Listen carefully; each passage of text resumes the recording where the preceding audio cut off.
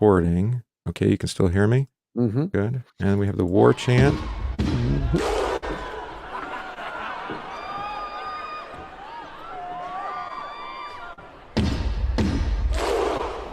Hey, everybody. Welcome back to the podcast. This is the Banned Books Podcast, episode number 198, 9? Correct. Something. 8. All right. Oh, we're coming up on 200. Look at that. We Didn't even see are. it. It's a big moment for us. Is that when we just say, okay, we're done? And yeah, that's when the shark jumps the chain. Well, that's when we jump the shark, right? Is it? Yeah, we jump the shark. The shark jumps us. And yeah. Can you tell it's Holy Week? I think so. Is it? Yeah. Yes. So that's Christopher Gillespie. Who's chilling and willing, maxing and relaxing on Holy Monday. Holy Monday. And I'm Donovan Riley. Who's it named after? The day? Monday? Whoa, that was a straight out of left field there. Let's go. So we got Thor's Day, Odin's Day, Frida's Day, Saturday. Oh, it's Frida's Day. Oh, I didn't know it was Frida. Okay. Friday, yeah. Yeah. And then Monday, what is Monday? I don't know. That's why I'm asking. If I knew, I wouldn't ask. Look it up. All right, good. What are we going to do today? We're just going to chat. Gods. Hey, that rhymes. What's the origin of the name Monday? It comes from Mona, which is the word for moon in Old English. We go. Moon Day, sure. I guess. There's a lack of internal consistency in the names of the days. Moonandig in Anglo-Saxon. There we go. I like that. Sounds like Moondog. Ooh, Moondog. I like it. Yeah. Who, by the way? So it would have been Luna. It would have been Luna in Rome, right? Yeah. So. Yeah. Okay. That makes sense. It doesn't, but we'll go with it anyways. I like it. Yeah. Today we're going to go for Holy Week to the cross. But because we're feeling a little cheeky this week, we're also going to be reading from Simone Weil, who, if you would like to read a little bit about Simone. Oh, that means I should have left it open. Simone Adolphine Weil was a French philosopher, mystic, political activist. His brother is André Weil, famous mathematician. She was born in 1909. Not Kurt, no. 1909, died in 1943. But she got really into, after being like a labor movement person, political activist, she got into Christian mysticism. Nice. And that's where most of the scholarship has actually been with her, which apparently has taken off. I think, wasn't there a big movement, I remember this when I was in college, that it was kind of hip to look at female mystics. Oh yeah, Hildegard von Bingen. Oh, she was huge in the 90s. I remember that. Even going back to Perpetua the Martyr. Did they? Yeah.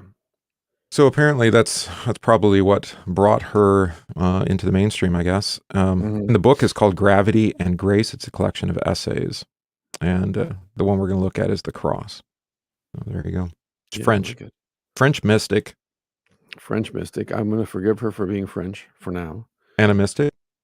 No, I'll forgive her for that. If she's a good mystic, I can forgive that. Well, I mean, listen to this. She was She was proficient in ancient Greek by age 12. She learned Sanskrit by reading the Bhagavad, however you say it, Gita. Bhagavad Gita? Yeah. Yeah. That was all before she was a teenager. Nice. So apparently some kind of scholarly person. I guess. Or what do you call that? Autodidact? Autodidact. Yeah. Wunderkind, yes. Well, let's get after it since it's Holy Week, and it's all about the cross this week.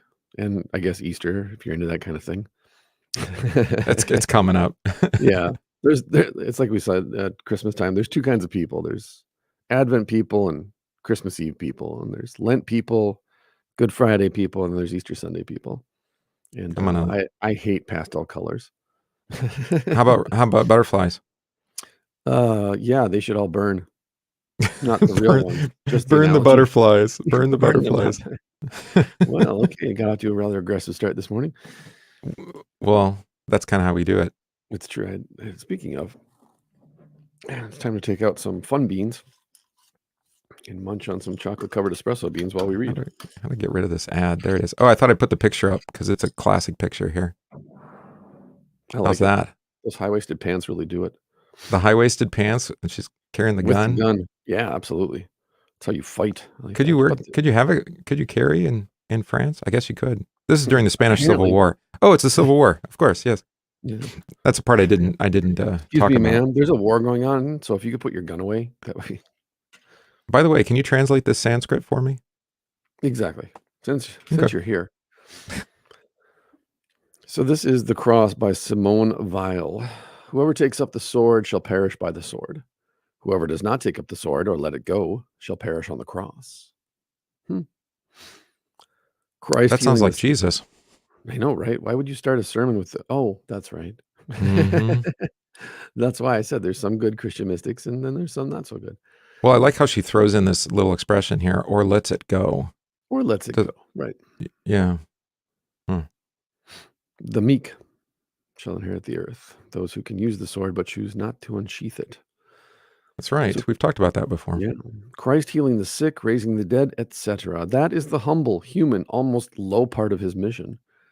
The supernatural part is the sweat of blood, the unsatisfied longing for human consolation, the supplication that he might be spared, the sense of being abandoned by God, the abandonment at the supreme moment of the crucifixion. What an abyss of love on both sides. My God, why hast thou forsaken me? There Psalm was 22. Psalm 22, which we also read yesterday. There we have the real proof that Christianity is something divine. That is a very interesting turn. I like that. Isn't it? Well, and that's what threw me when I was reading An this. abyss 'Cause of love on both sides. I love that.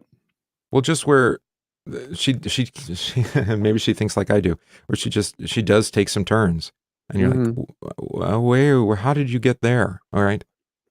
But the obvious emphasis here in the second paragraph, I think is great, because we do think of like, well, if he walked on water, then I'd believe. You're like, if you saw somebody do that, right? Or if you, saw your sick relative healed, or if you had miraculous bread, for No, absolutely. I would plot for- to execute him on the spot. Make sure to get rid of this guy. Who wants people raised from the dead? no, but that's actually what they like. But her point, which is right, is that we preach Christ crucified, to quote Right. Paul, right? And Well, and so that's where he wants to be known primarily. I have a Fox cup today. It's Do my you? tribute. It's my tribute to the band Sweet. It's a deep reference there, but I didn't see it. somebody will get it if they've watched Guardians of the Galaxy. Mine's the best. World's greatest teacher. You are. I found it in the world's greatest basement. teacher. Nice. At the church. Some teacher abandoned it This in icon. despair. Two of the features of mysticism, historically speaking, are two. One, the first one is to focus on love and the burning heart of Christ. If you're into medieval mysticism, the burning heart of Christ is a very popular image in medieval mysticism, and up to the present tense in Roman Catholicism in particular. And it is the emphasis You not. mean the one where he's like got his chest ripped open? Yeah, and instead of a giant S, it's a heart with There's a heart and it's on fire fire and- sometimes too. Yeah. Yeah. I'm flaming for Jesus. Yeah. And so the big part is not focusing necessarily on faith, but focusing on passion more than love in a general sense, passion, which could be something that she's latched onto. Simone Weil's latched onto as well, being a philologist, because Jacques Derrida wrote an entire book on the passion of Jesus, which for a deconstructionist philosopher is something remarkable. But what he does then, and Derrida does this with the Tower of Babel even, where he looks at the origin of words and then says, okay, how did we get from there to here, and what's been lost? And so in Derrida's, he breaks down 6 or 7 different definitions of passion in Western literature. Oh, I think we've talked about this before, but I never looked it up. Okay. And it's a meditation on passion as compassion, as love, charity, the outpouring of love, the splankna in Greek, but also passion in the sense of suffering, passionate in the sense of suffering, compassion, or your guts kind of pouring out in sympathy, mercy towards the other person, passion in the sense of love for the beloved. Oh, there you go. Yeah. Two lovers. There's all these definitions of passion, and we kind of pass over them when we say things like, well, the passion tide, for example, in the liturgy, or, this is Christ's passion. And then we think, oh, suffering. Automatically, monolithically, it only means suffering, versus Well, what if it means more than one thing simultaneously? Yeah. And for the mystics, passion in the sense of this outpouring of love, this suffering love, And is compassion. at the And heart of mysticism then, because really this goes to the second part, which is the almost pornographic depiction of Jesus's crucifixion and suffering, because you participate in Jesus's suffering through meditating upon his suffering.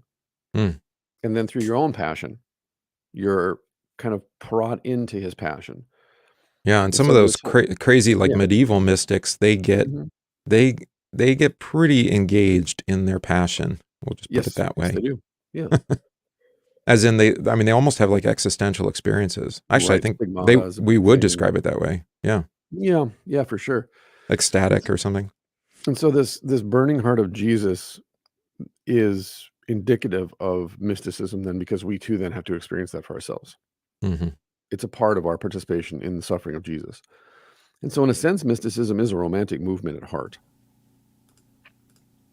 because it is non-physical, Right. weirdly Right. enough, even though it focuses so much on Jesus's physical suffering and death, his abandonment by God and the people he came to rescue.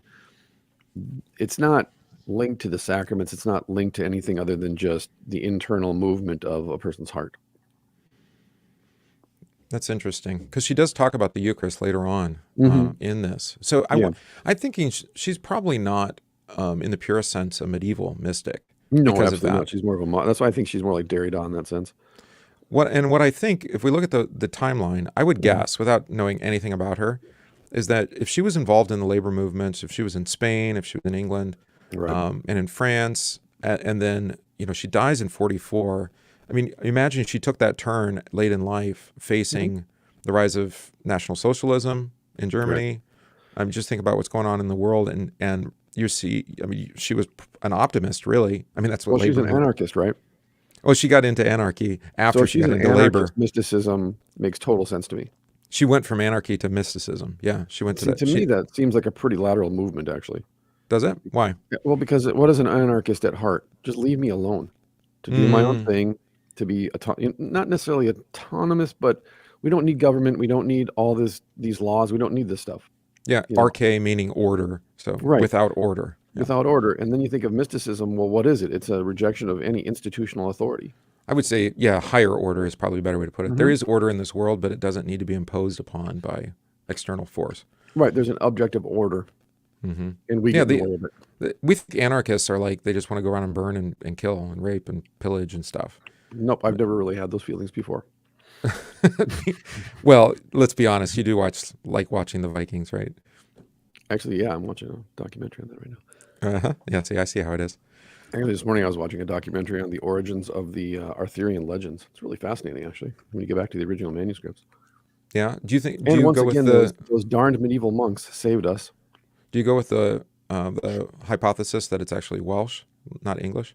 That's kind of where I'm at right now. They're kind of on the coast and trying to figure out the Hmm. origins, the Britain origin, not the Anglo-Saxon origin. Right. Exactly. Yeah. It's what predates that to like the 5th century. Yeah. No, it's Yeah. just, it's fascinating. And Richard Harris is the narrator.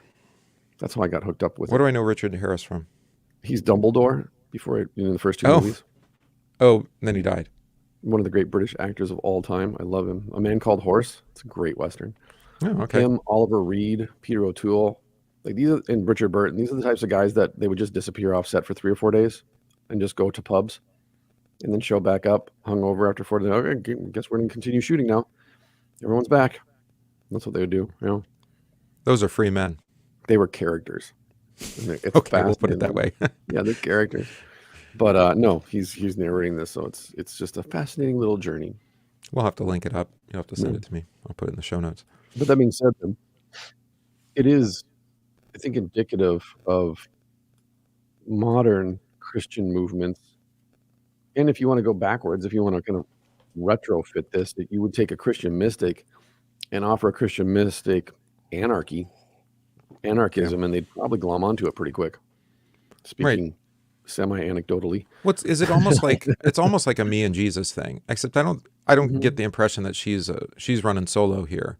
No. She would.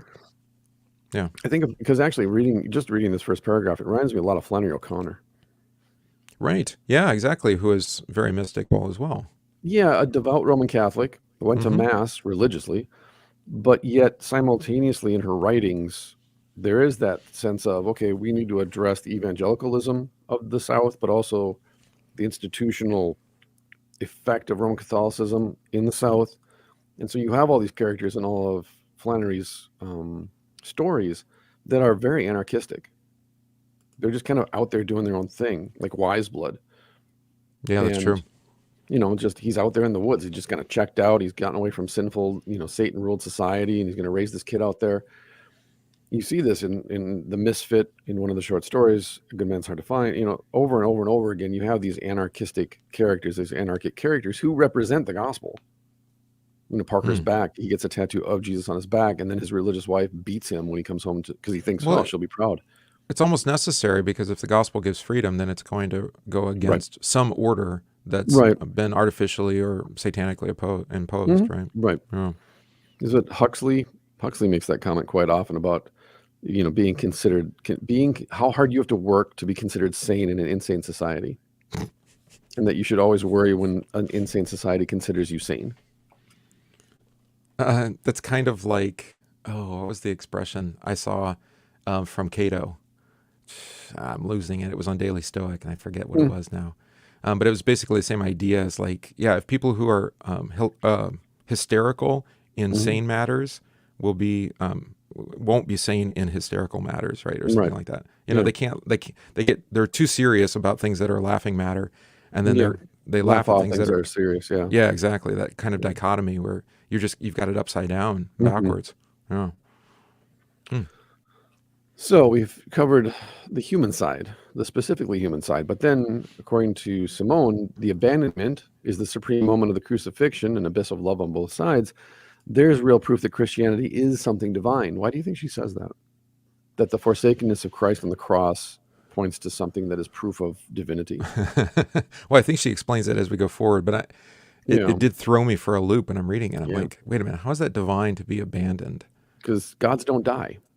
I mean, this is the rule. Gods don't die, and therefore Jesus can't be God because he dies. But that God dies. Yeah, That he God gives can't him. die, but that God does die. Yeah, he gives of himself. He does Yeah, what no one can do for themselves. yeah. So to be just, she writes, it is necessary to be naked and dead without imagination. There's a month's worth of thought. To be just, to be right, it is necessary to be naked and dead without imagination. That is why the model of justice has to be naked and dead. The cross alone is not open to imaginary imitation. Ooh. Well, that's very anti-mystic. The cross alone is not open to imaginary imitation. Oh, you mean like the pageantry of Holy Week? Oops. Yeah. Yeah. So when she says to be just, it's necessary to be naked and dead, she's of course talking of Jesus, Right. who is the just one. Which would And you be don't need, a paradox. right, because he dies in an unjust way, right? He's done Right. nothing wrong, Right. and And yet, even in a like when we've talked in the past about civil righteousness, social righteousness versus divine righteousness. According to civil righteousness, he's technically innocent. correct. The centurion recognizes that. And even religious ones too. He's unjustly accused by the chief priests of blasphemy. Exactly. Yeah. Yeah. The cross alone is not open to imaginary imitation. Yikes. Dang, man. I'm going to be thinking about this all week now. In order that the imitation of God should not be a mere matter of words, it is necessary that there should be a just man to imitate. But in order that we should be carried beyond the will, it is necessary that we should not be able to choose to imitate him. Huh. So she's obviously attacking the church here. The imitatio With their whole Christi. exactly that we like the Stations of the Cross during Holy Week, as if Yeah. that somehow is Yeah. meritorious, and it Yeah. you've checked off the box, or if you showed up for church every day as I was going pastors, to say too, again, as an silly man. anarchist and as a Christian mystic, having fought in the Spanish Civil War, I'm sure she's intimately involved with, or intimately knowledgeable about the relationship of the papacy with these conflicts. How were they involved in the Spanish Civil War? No, I'm just saying because the Roman Catholic Church dominated Spanish society and was hand in glove with the Spanish government. Okay, all right. I'm thinking too of our experience. I think like C.S. Lewis, Tolkien, Hmm. those two come to mind. But who else have we read that, their greatest writing comes out of, significant conflict, world conflict, Well, you got wartime? Saze, you got Lewis and Oh, yeah, that's right. Tolkien, Sasa would be another one. Chesterton. Hmm. Basically, even did we read Bonhoeffer? We've read Bonhoeffer. Did we? I think we I did. might have. We should But probably read them more often, even though we don't probably want to, just yeah, because people would like us that's to, I'm true. sure. Yeah. Yeah, Basically, he's anyone who such a lived popular from figure. about 1900 to 1950. Oh, That's that's what you true. I read. mean, they all would have be in touch Yeah. with some war. Yeah, Hmm. it's It's like listening to unavoidable. people talk in the 60s, for example, and early 70s Mm. about growing up in Europe after the war. They all have Yeah. the exact same story. It's terrible. It was terrible. Things were terrible. It was difficult. But yet, that's kind of what motivated them to get out of their situation and to rise above it. Well, But they all have the same common story. I still have a few were children during the Great Depression, Hmm. and I think maybe that's the case with like World War or Great Depression, is that it touches everybody, Yeah. right? Oh, So yeah. you have this grand conflict, and then you have a common experience. Well, maybe Hmm. not exactly the same, but everybody suffers in some way. Right. Well, and Mm. there's that common struggle. Like Sebastian Junger talks about in the book Tribe, that the thing that drove down depression, mental illness, suicide during World War I and World War II in Britain was the common struggle, the Blitz in particular. Okay. Is that the mental institutions almost emptied out, suicide rates dropped to almost zero, you know, depression was almost non-existent, and then once the war was over, the institutions filled back up again, medication, prescriptions skyrocketed, suicides went back up again Hmm. because they didn't have that common struggle anymore. Isn't that interesting? Because it's Yeah. paradoxical, like you said, that Hmm. it's without the struggle. Well, I mean, spiritually speaking, you find people, slip in their faithfulness, Hmm. but physically and emotionally speaking, I mean, everything Hmm. kind of slides. But when you have Hmm. that crucible, I think is the right word, right? Or Yeah.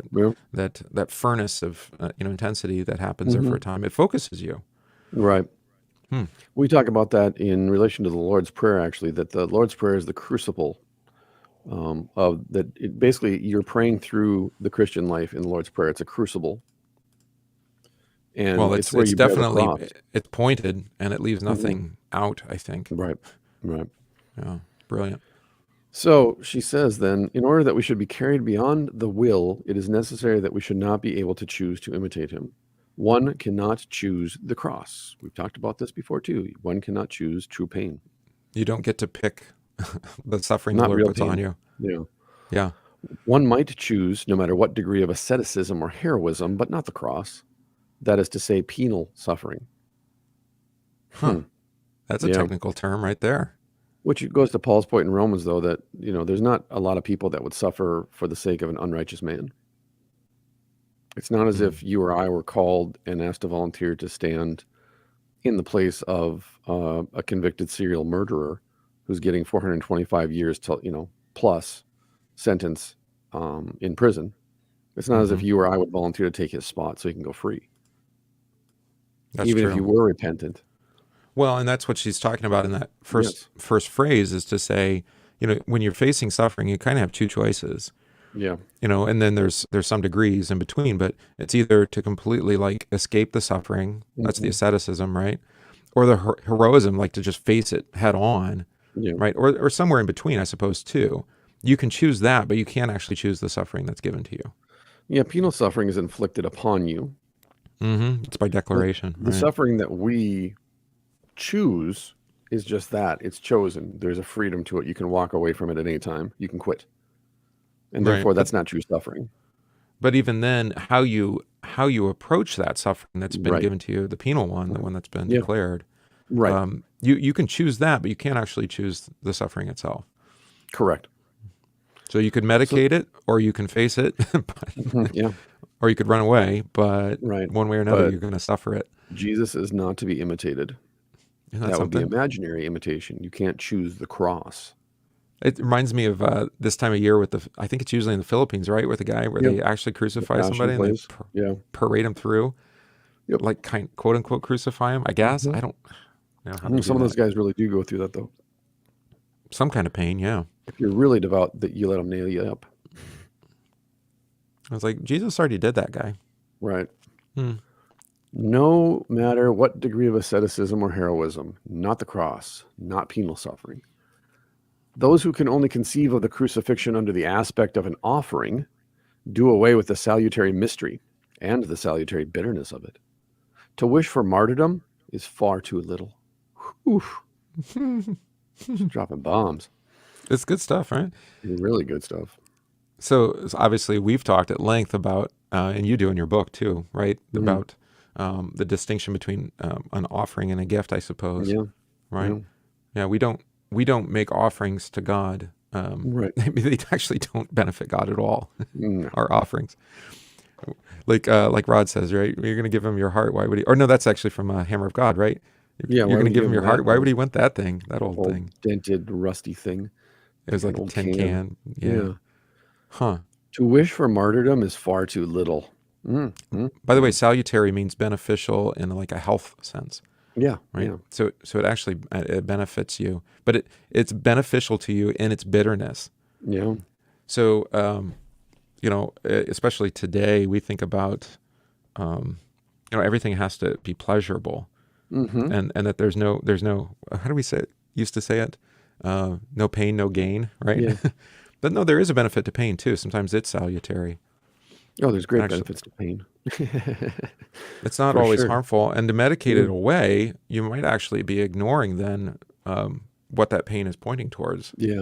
Where your attention should be. In a sense, you could almost have the conversation here that similes are an enemy of the gospel, like Jesus' suffering, like what Jesus, you want to follow, you want to live as much like Jesus as you can, or follow his example as much as you can, so that you're like him as much as you can be.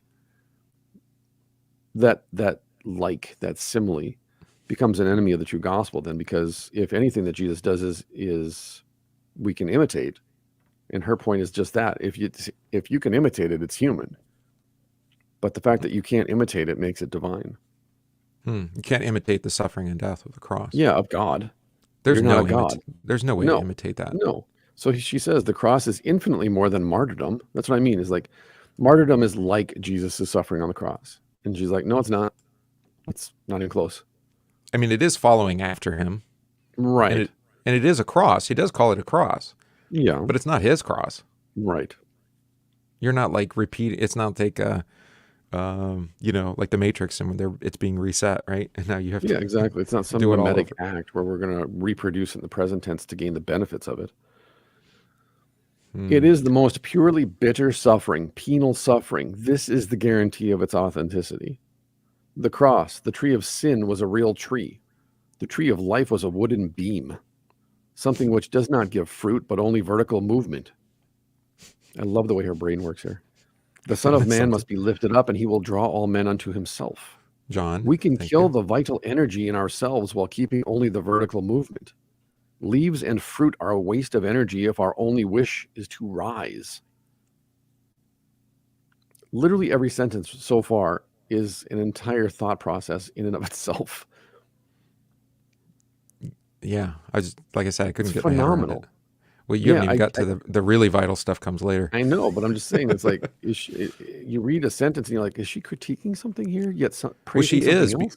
Think about you pay attention here later in the week, but like the Fortunatus hymns, we have it split into two. Well, actually, no, they were written as separate hymns, right? But the Royal Banners Forward Go, and then Sing My Tongue, the Glorious Battle. Yeah.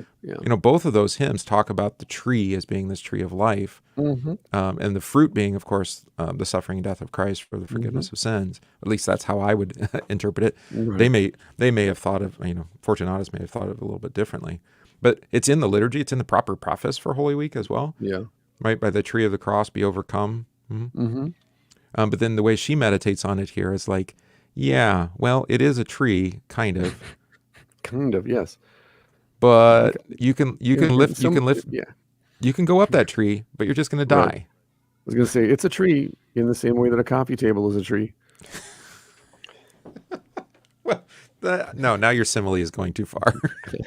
You've gone too far, sir. Because the coffee table is not even vertical. Come on. No, but she could be reflecting on the the actual biblical allusion, Right. which is the serpent on the pole, right? Yeah. So must the Son of Man be lifted up, Yeah. right? Yeah. So that's a pole, and it's a tree of sorts, right? Of But sorts. dead tree. But it's a dead tree, exactly. Hmm. Adam and Eve sought for divinity and vital energy, a tree, fruit. But it is prepared for us on dead wood, geometrically squared, where a corpse is hanging. We must look for the secret of our kinship with God in our mortality. I'm sorry, I'm laughing because that sentence, it just jumps out. Yeah. This is cannabis. This is like theological cannabis, because you read this. This is the problem with the mystics or the pleasure. When you I read think the so. mystics, it takes you to a place where you're like, am I on drugs right now? Am I under the influence of drugs? Because everything you're saying sounds really good, Yeah, but it's not necessarily following one from the next. right. I know she has an internal logic. It's just that I think you and I right now are like, this is really great wordsmithing, by the way. Like from a Mm. philological sense, this is beautiful. I love this. But she says stuff, and you're like, okay, I'm gonna need to think about this for like about 20 to 30 minutes to really get my head around what you just said. Yeah. Well, that's probably because we're Geometric, like she says geometrically squared for a reason. Like it's in between two commas, so she put that's in there on purpose. right, because a normal tree is not. It Yes, doesn't have right angles. yes. Right. Where a So then corpse is hanging. Yeah, so you're supposed to be thinking about this. Okay, they're both trees, but yet one is right, of our making, and we've perfected it, but all it brings is death because there's a right. corpse hanging on it. Yeah, You know. yeah. Whereas God's trees are these, crazy, wild things, Mm-hmm. and they bear fruit Yeah, and life, and there's leaves, yeah. And then we build this one that's squared off, and then you can go up on it, but you'll die. Right. Well, it's just funny to read somebody else have that thought process that I've had and others have had, which is when we look at, like you said, when you look at a forest or a grove of trees, you think to yourself, well, that's chaotic. We got to fix this, because that's Hmm. not how God would order things. And then we plant trees in rows for miles and miles and miles, just straight rows of trees. And then you drive by that and go, yeah, that's exactly what original sin does, is it takes what God's done and went, this is orderly and this is the way I like things. And then says, that's chaotic, it's anarchistic. We gotta fix this. Well, and I God saw is a God of math. I saw a picture this morning of this beautiful hotel that was in Indonesia, but it got abandoned. Mm. Right, and those abandonment, like Detroit, the Detroit ones are Mhm. pretty neat too. I mean, I guess they're terrible in a way, but it's like this one. There was the stairs going up to the hotel are like those majestic like stairs in the east, like in China Mhm. or wherever. Mhm. And then there's these big carved stone dragons on either side, Yeah. with long tails and everything. Really beautiful stuff. And then, but now it's just like there's moss and trees and Yeah. stuff growing out of places they're not supposed to be. Mhm. And nature just takes over again. Right. And like, yeah, nice try. It was Mhm. beautiful for a moment, but yeah, it's not going to last. Yeah. Hmm. We must look for the secret of our kinship with God in our mortality. Well, there's a very fat incarnational sentence. I think so, right? If ever Yeah. there was one.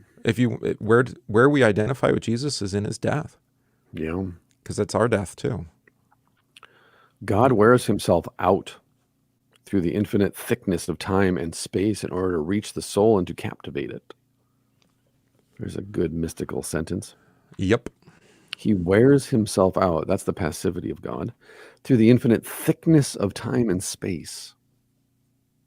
What a fascinating choice of words. Thickness of time and space. It adds so much weight and density to it.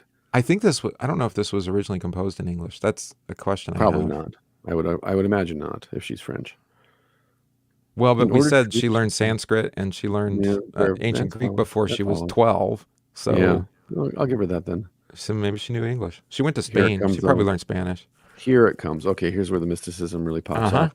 If it allows a pure and utter consent, though brief as a lightning flash, to be torn from it, then God conquers that soul. Oh yeah, that's Thomas à Kempis. That's Theologia This is Germanica. allow yourself to be overwhelmed by God. Ravished is the word often used. Yeah, that's the word they use. That's true. John Donne. Ravish me, three-person God, which we don't Sounds like- translate. Yeah, it's rape. The word ravish is translated as rape in the present tense, so it's not. I was going to say it sounds like American evangelical contemporary Christianity music. Right? Ravish me. Yeah, God. No, they don't say that. I love you. I love you. You're so great. Yes. Yeah.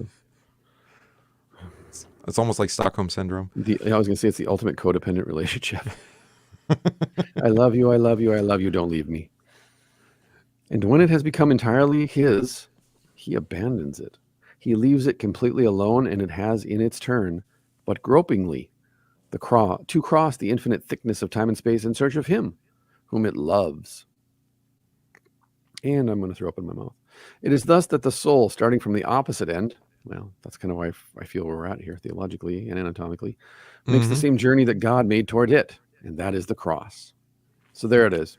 This is Dali, Salvador Dali's portrait of the cross. Oh, where he's looking down?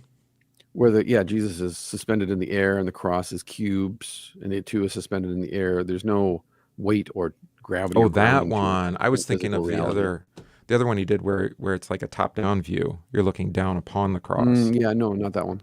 Okay. I know what you're talking about. I have that at home. Yeah. That the cross itself has now become disembodied, which is ironic because you just got done really rooting us in what is physical. Yes, except in one sense, John's gospel in particular, which the mystics loved, of course, because it's pretty heady stuff. John probably had some neurotropics too, but what is that too much to say? No, I'm with you on that one. 100%. It's just in the water. It's just in the water. Well, especially when he gets his apocalypse going. Revolution. It's John 3, and everybody knows 3:16. But then there's the serpent on the pole. I think it's also an allusion to Jacob and the ladder to heaven. Yeah, sure. And that's that type or that picture. The mystics latch onto is that the angels ascend and descend, but we ascend upon the cross. And that's our stairway to heaven. To quote Led Zeppelin. Yeah. The Zepp. The Zepp. God wears himself out through the infinite thickness of time and space in order to reach the soul and to captivate it. If it allows a pure and utter consent, though brief as lightning flash, so if it allows a pure and utter consent to be torn from it, then God conquers that soul, and when it has become entirely his, then he abandons it. He leaves it completely alone, and it has in its turn, but gropingly, to cross the infinite thickness of time and space in search of him, whom it loves. This is talking about Jesus. And he's talking about God, like coming across space and time in the incarnation, but then abandoning that which he's taken on, the human flesh. Yeah. And then that has to come. Yeah, it's him, but not him. It's us, but not us. Right. And in one sense, what I like about the mystics is they give God a lot of credit. Yeah. But then there's this little bit here, right? To just, except for the brief lightning flash of the pure and utter consent of the heart. But you're like, that soul, starting from the opposite end, makes the same journey that God made toward it. That's the cross. Well, that ends up being like Pilgrim's Progress. Yeah. But disembodied. Very weird. Yeah, it is very weird. Welcome to the mystics, people. God is crucified. Go walk through your labyrinth and meditate upon these mysteries. Go through your Taizé ritual. Okay. God is crucified from the fact that finite beings, subject to necessity, to space, and to time, think. I have to know that as a thinking finite being, I am God crucified. I have to be like God, but like God crucified. Like God Almighty insofar as he is bound by necessity, by time and space. There's your word, like. Like. I have to be like God. I have to be like God. I have to be like God. But not like God, but like both kinds of God. Yeah. God Almighty and God crucified. Okay.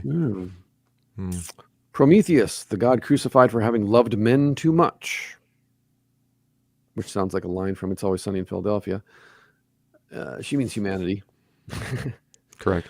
Hippolytus, the man punished for having been too pure and too much loved by the gods. It is the coming together of the human and the divine which calls forth punishment. That's an interesting juxtaposition, though. Isn't it? It's a good these point. classical pictures. Yeah. It is the coming together of the human and divine that calls forth punishment in, we would call it pagan religion.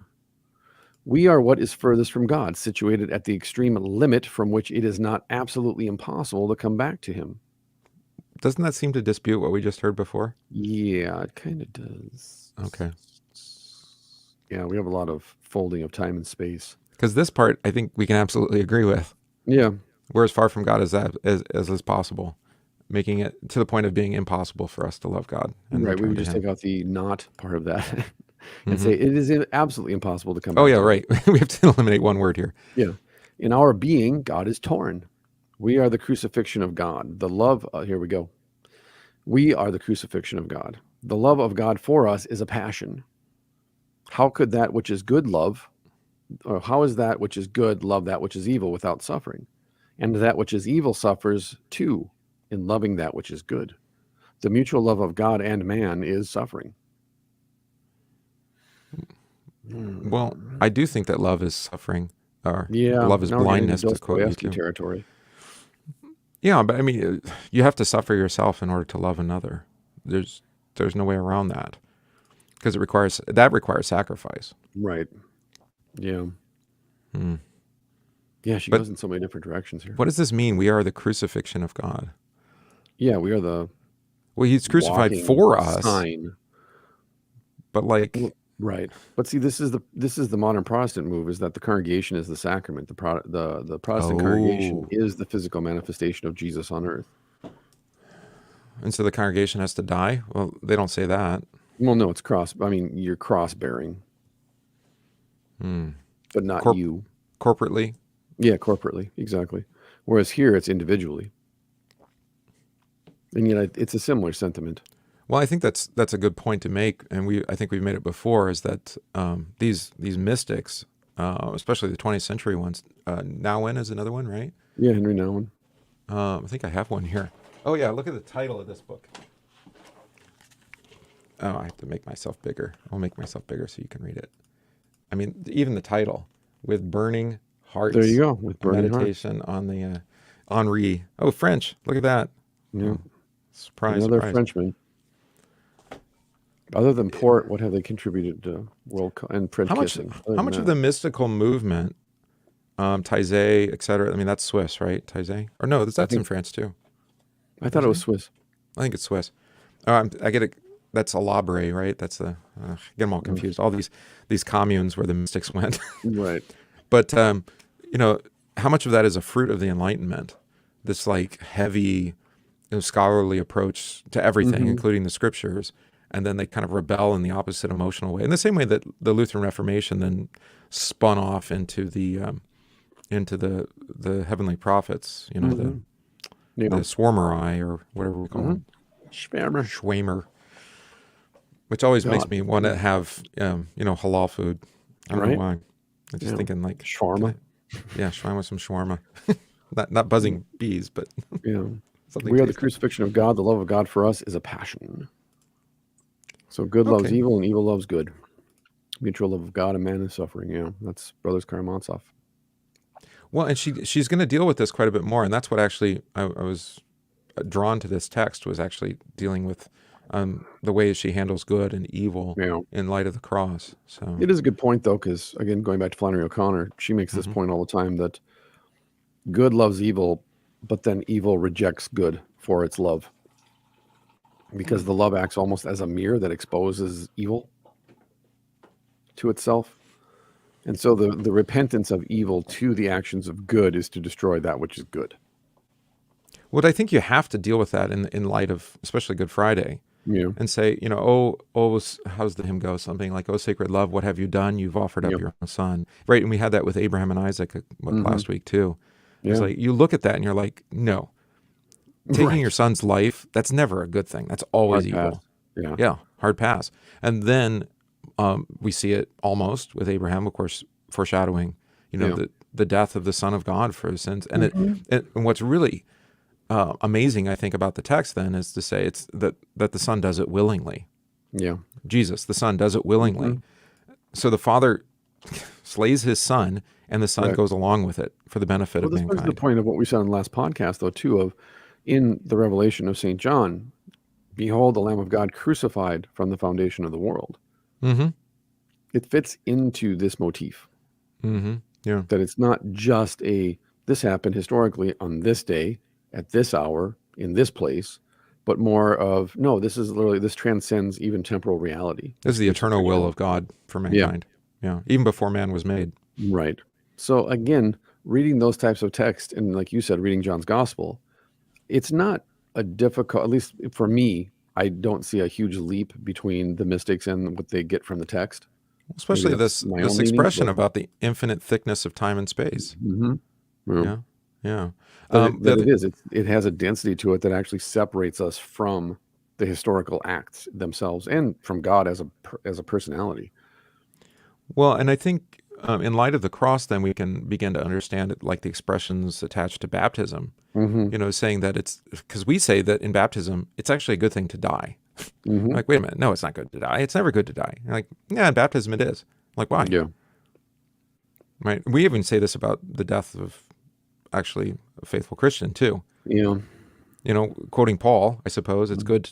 It'd be better to die to be with the Lord. And you're like, wait a minute, no, it's not better to die. It's always good to live. It's better to Right. live.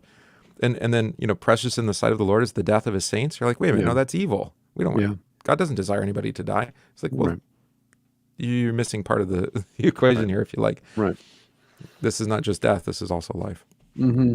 What's also the distinction between faith and love and the role of death in the two. Yeah. They're not synonymous, but they're also not necessarily individuated. There's an overlap there. But Distinguished but not separable. yeah, dying for the sake of love versus dying for the sake of faith are two different things. Unless love and faith are joined Right. in Jesus. Yeah. Yeah. Okay. In order that we should realize the distance between ourselves and God, it was necessary that God should be a crucified slave. For we do not realize distance except in the downward direction. It is much easier to imagine ourselves in the place of God, the Creator, than in the place of Christ crucified. I love that expression. That was the one Yeah. that caught my attention. Yeah. We don't realize distance except in the downward direction. Right. Well, we talk about this all the time in relation. What is original sin? It is the old Adam wanting to be God in God's place. But it's like the stone not up the hill Jesus. guy. Who was that? Yeah. The stone. Oh, like- you mean Sisyphus? Yeah. Yeah. To do another classic here. It's like how you try Right. to push that hill up the hill, the stone up the Right. hill. That's why The all hill the is- movies about God giving someone his power for a day never Mhm. involve crucifixion. It's true, and it's It's never always complete. almighty. It's never a complete giving either. No, of course Yeah, not. you don't want the whole. But to the credit, like Bruce Almighty, it does teach that you don't want that responsibility. Right. So that's helpful. Yeah. The dimensions of Christ's charity are the same as the distance between God and the creature. Okay. I could have a stroke reading that more than once. Wow. It sounds great. That's heavy. I don't know what it means, but that's heavy. Well, charity meaning the self-giving No, I love. get it. It's just it's a fat sentence. Well, here's what it is. It's Christ's self-giving love Yeah. that transcends Yeah. God and man. That That's actually sweet. brings peace between God and man. Yeah. To actually quote the scripture. That thick space and time. Dimensions meaning 3 dimensions, More 4 than one. dimensions. Oh, it's more Yeah. than 3. It's 4 before at least, right? 5, Time, 6. space, Yeah. 5. The function of mediation in itself implies a tearing asunder. Thus, at Jesus' baptism, the sky was ripped apart. And at his death, the curtain is torn. Right. It's schizo, I think is the word in Greek in both instances. Schizo. Yeah. Yeah. Hmm. That is why we cannot conceive of the descent of God towards men or the ascent of man towards God without a tearing asunder. Something's got to give. Because the chasm's too great. What did you say Right. at the beginning? The abyss on either side, Yeah, right. and the cross is like the bridge. Well, not like the bridge. It is the bridge. It is the bridge. Yeah. We have to cross the infinite thickness of time and space. And God has to do it first because he comes to us first. Of the links between God and man, love is the greatest. It is as great as the distance to be crossed. So that the love may be as great as possible, the distance is as great as possible. Yeah. That works with law and gospel preaching, doesn't it? Yeah. The law, it crushes you to dust. Mhm. And so then the drama, if you want to use that word, of the gospel, the forgiveness of sins and the restoration it brings is even more dramatic. So that the love may be as great as possible, the distance is as great as possible. She's done a great job, I think, verbally in establishing that sense of well, time and space, but also You just know, the immensity and the enormity of what she is attempting to describe. and the enormity and intensity of our sin, Right. Yes. what has separated us from Yeah. God, and Yeah. how other than us God is, Mm-hmm. and yet how much He wants us to be restored to the Yeah. relationship Yeah. that we are intended for. Right. Hmm. Oof. It's heavy duty. That It is why is. evil. Yeah, go ahead. No, go. That is why evil can extend to the extreme limit beyond which the very possibility of good disappears. Evil is permitted to touch this limit. It sometimes seems as though it has overpassed it. We see this in every generation. In fact, we're seeing this right now. Oh, we haven't even seen the darkest yet. The No, darkest that's what I'm moment. saying, though, is that every time you say to yourself, well, this is evil, how much worse can it get? And then something else happens and you realize, oh, it can get a lot worse. Hold my beer. Yeah. Yeah. Yeah. Yeah. That's why Luther calls Satan the prince and god of this world. Because whatever he offers us, we immediately want to take him up on his offer because it's just too good to pass up. Where does the expression "it's always darkest before dawn" come from? I don't know. Is that from Shakespeare? I don't know, Well, let's look it up. but it does seem in the cycle of history, it does. Well, we're just going through the end of our society, our civilization right now. This is what happens at the end of every civilization. Where's the saying come from? Sharing solitudes, their light at the end of the tunnel. This expression has been with us since at least the 17th century, as English theologian and historian Thomas Fuller expresses the sentiment, actually. It is 1650. always Thomas darkness just Fuller. before There the you day go. dawneth in his travel log of the Holy Land. A Pisgah site of Palestine and the confines thereof. A Pisgah is in the book of Deuteronomy, the top of the mountain that God ordered Moses to climb shortly before his death so as to see the promised land. There's a quote from Job, chapter 7. When I lie down, I think, how long before I get up? The night drags on, and I toss and turn until dawn. That seems similar, doesn't it? Yeah. My soul yearns for you in the night. In the morning, my spirit longs for you. Isaiah 26. There you go. So it seems to be quite a few scriptural ones, references. Not Shakespeare. Disappointed. Well, Shakespeare probably used it too. Evil is permitted to touch this limit. Sometimes seems as though it has overpassed it. It seems as though. Seems as though, yeah. Oh, yeah. We have seen great evil. I mean, even in our lifetime. Oh, yeah. Oh, yeah. Quite a bit of it's been hidden from us, you know. Right. I posted on Facebook this last week, remember what courage looks like in the Tiananmen Square with the woman in the tanks, you know, which was censored. You can't even, it's hard to even find the picture anymore. The Chinese have done so well at getting it removed. But I remember it, you know. Oh, yeah, that was huge. And then all the pageantry afterwards from the politicians, you know, going That's how old over you there. and I are, though, because I can remember watching that live. Me too. Yeah. And because I it went on for remember at days. the time thinking to myself, that dude has huge balls Mm-hmm. to stand up I to a don't think tank I had alone. that expression. I was too And young, then but it was and then my next thought was, he's going to die. Not on TV, but later. for an idea. Yeah, for an idea. Yeah. Well, I'm first people. This is there's actually an expression in Chinese. It's the Lao Beijing. It sounds like Beijing, but it's a little bit spelled different. Yeah. And it's talking about the old 100 families of China. Yes. Do you know about this? Yeah. There are you know, well, it's an old culture, and they're trying to still retain the memory of these families and the names of these families. Some of them belonging to them, that were part of their previous civilization that was built upon family and you know, things that we could as Westerners really appreciate, and that the various, you know, socialist communist revolutions have sought to destroy, you know, the family. Yeah. But they're holding on to it, and the Christian church, underground Christian church, is helping with that, to maintain these families. What, you know, I talked to you about that reading Bushido and Christianity, about the hidden Christians in Japan in the 16 and 1700s, even into the 1800s, and how the church thrived. It just thrived underground, hidden, so to speak. And there were people that were openly Christian. They just weren't allowed to practice their faith openly. Yeah. So it was okay if you wanted to be a Christian, I mean, obviously still social credit, not withstanding, you could be a Christian. It was just you looked upon with skepticism, but you were at least allowed to live and make a living. But you weren't allowed to, you could attend prayer meetings, but you couldn't have it like a church worship service. That was all hidden and underground because it was outlawed. And same thing in China, Mao's China, Mm-hmm. same basic thing to this day, really. Right. So the Chinese government says, no, we have church. There's Christianity in China.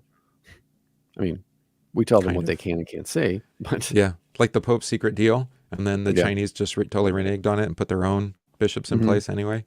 right. Yeah. I do. It's I do. so coming to America. It's just Well, but you also see it in the so scriptures. soon. I think we talked about it here recently, but that it always is memorable to me. Elijah hiding out in the cave. Hmm. Was it Elijah? Yeah, it was Elijah. It's Hmm. Ahab and Jezebel, right? Yeah, And then he's like, I'm the only guy left. I was yeah. like, and so he totally has this like, yeah, the darkness is overcome, and I'm it. Moses is that Yeah. way too. Like I said, Hmm. Moses makes the intercession. He says, God says, well, I'll just make a new people out of you. And Moses says, no, Hmm. you need to fix these people. Yeah, because in the end, it's actually the people that you have to worry about. Well, and ultimately Moses is not the seed-bearing line anyway. He's not Right, that too. he's part of that family by faith, not by Right. blood. So I pray for tank-defying people. We need them. Yes. Well, I think it's probably our listeners for the most part. Yeah, 100%. That's what we're Judging by trying the to equip you congregations for. around me for hundreds of miles in every direction, yeah, you're Mm-hmm. kind of on an island at a certain point. So she continues then. This, in a sense, is exactly the opposite of what Leibniz thought. Ooh, look at her going hard in the paint for the philosophy, too. Man, she's literate. Wow. It is Yep. certainly more compatible with God's greatness, for if he had made the best of all possible worlds, it would mean that he could not do very much. This is exactly the opposite of what Leibniz thought. What did Leibniz think? This is that was my question when I read this. The opposite of this. If he had made the best of all possible worlds, it would mean that he could not do very much. The fact that he has to do so much is because he did not make the best of all possible worlds for us. Huh. Well, I mean, he allows sin to enter into the world and corrupt it. Well, not just that, but think about when Leibniz is running around too during the Enlightenment. What's going on socially, politically, theologically? I don't know. It's not the best of all possible worlds. Gottfried Wilhelm Leibniz, German Yeah. polymath, Mm-hmm. logician, natural philosopher of the Enlightenment. Okay, Mhm. so yeah, Isaac Newton. I didn't know he was okay. So he's a contemporary of Newton. All Mhm. right. God crosses through the thickness of the world to come to us. She keeps using that word over and over again. Thickness. God crosses through the thickness of time and space. He crosses through the thickness of the world. What's so thick about it? The evil, Mm-hmm. It's like thick darkness, right? this The extreme shadow of limit. darkness. Yeah. This Mhm. overwhelming darkness in which good, like she says in the previous paragraph, where the very possibility of good disappears. So there's not even a possibility that good is going to happen. I like the the visual of this. Then Mm-hmm. the evocativeness of it. That like inky black darkness. The stuff Yeah. where you can almost where it's palpable. You can feel it. Yeah, like Jesus' birth. Hmm. And the midwives. I always think of the midwives in Egypt when things like this come up too. Can you imagine Just squatting in the darkness and the dirt. to hide these sons in hopes Yeah, that to hide these they're sons. never found? Yeah. Like that's palpable evil. That's palpable darkness. Right. Yeah. I mean, not just the slaughter of the innocents in under Herod, but yeah, Mhm. I mean, it's far worse in Egypt Right. because that was just Bethlehem. Which is something, as an image, it's a very evocative image to me because I've lived in places, third world countries, where when there's no electricity at night and the lights are turned off, it's dark. Like there's no street lights, there's no white noise, light noise from the city. There's just blackness. And you can And see you how hear it'd be things. easy to be fearful in that then. Absolutely. Like you can literally sit there and not see your hand in front of your face. It's so dark some nights because if it's cloudy and overcast and there's no moon, then it's not Monday. But it's so dark and you hear things in the darkness and again, like you said, it's easy to be scared and nervous and anxious because there's no directional sense to anything. Yeah. I grew up actually in the country. We had bankruptcy. We ended up in this old farmhouse that was just, Mm-hmm. I think it was just part of my dad's work. Mm-hmm. It had been abandoned for some time. we're living in it, updated enough that we could live in it. It Yeah. wasn't a great place to live, but it was out in the country, 45 minutes from town. Right. And the room that I had was upstairs, bedroom. And the previous resident had painted it floor to ceiling black. So yeah, I had a friend over, that first Yeah. kind of like sleepover. I think it was first or second grade, something like that. And he didn't make it through the night because the windows were creaking, and we're in Mm-hmm. this room that's pitch black, and there's no Yeah. light coming from outside. There's no street Yeah. light. He was from in town, where Mm-hmm. you hear noises all the time, and there'd be light Yeah. everywhere. And just the way that it just terrified him, I'm like, oh, this is Right. normal. Yeah.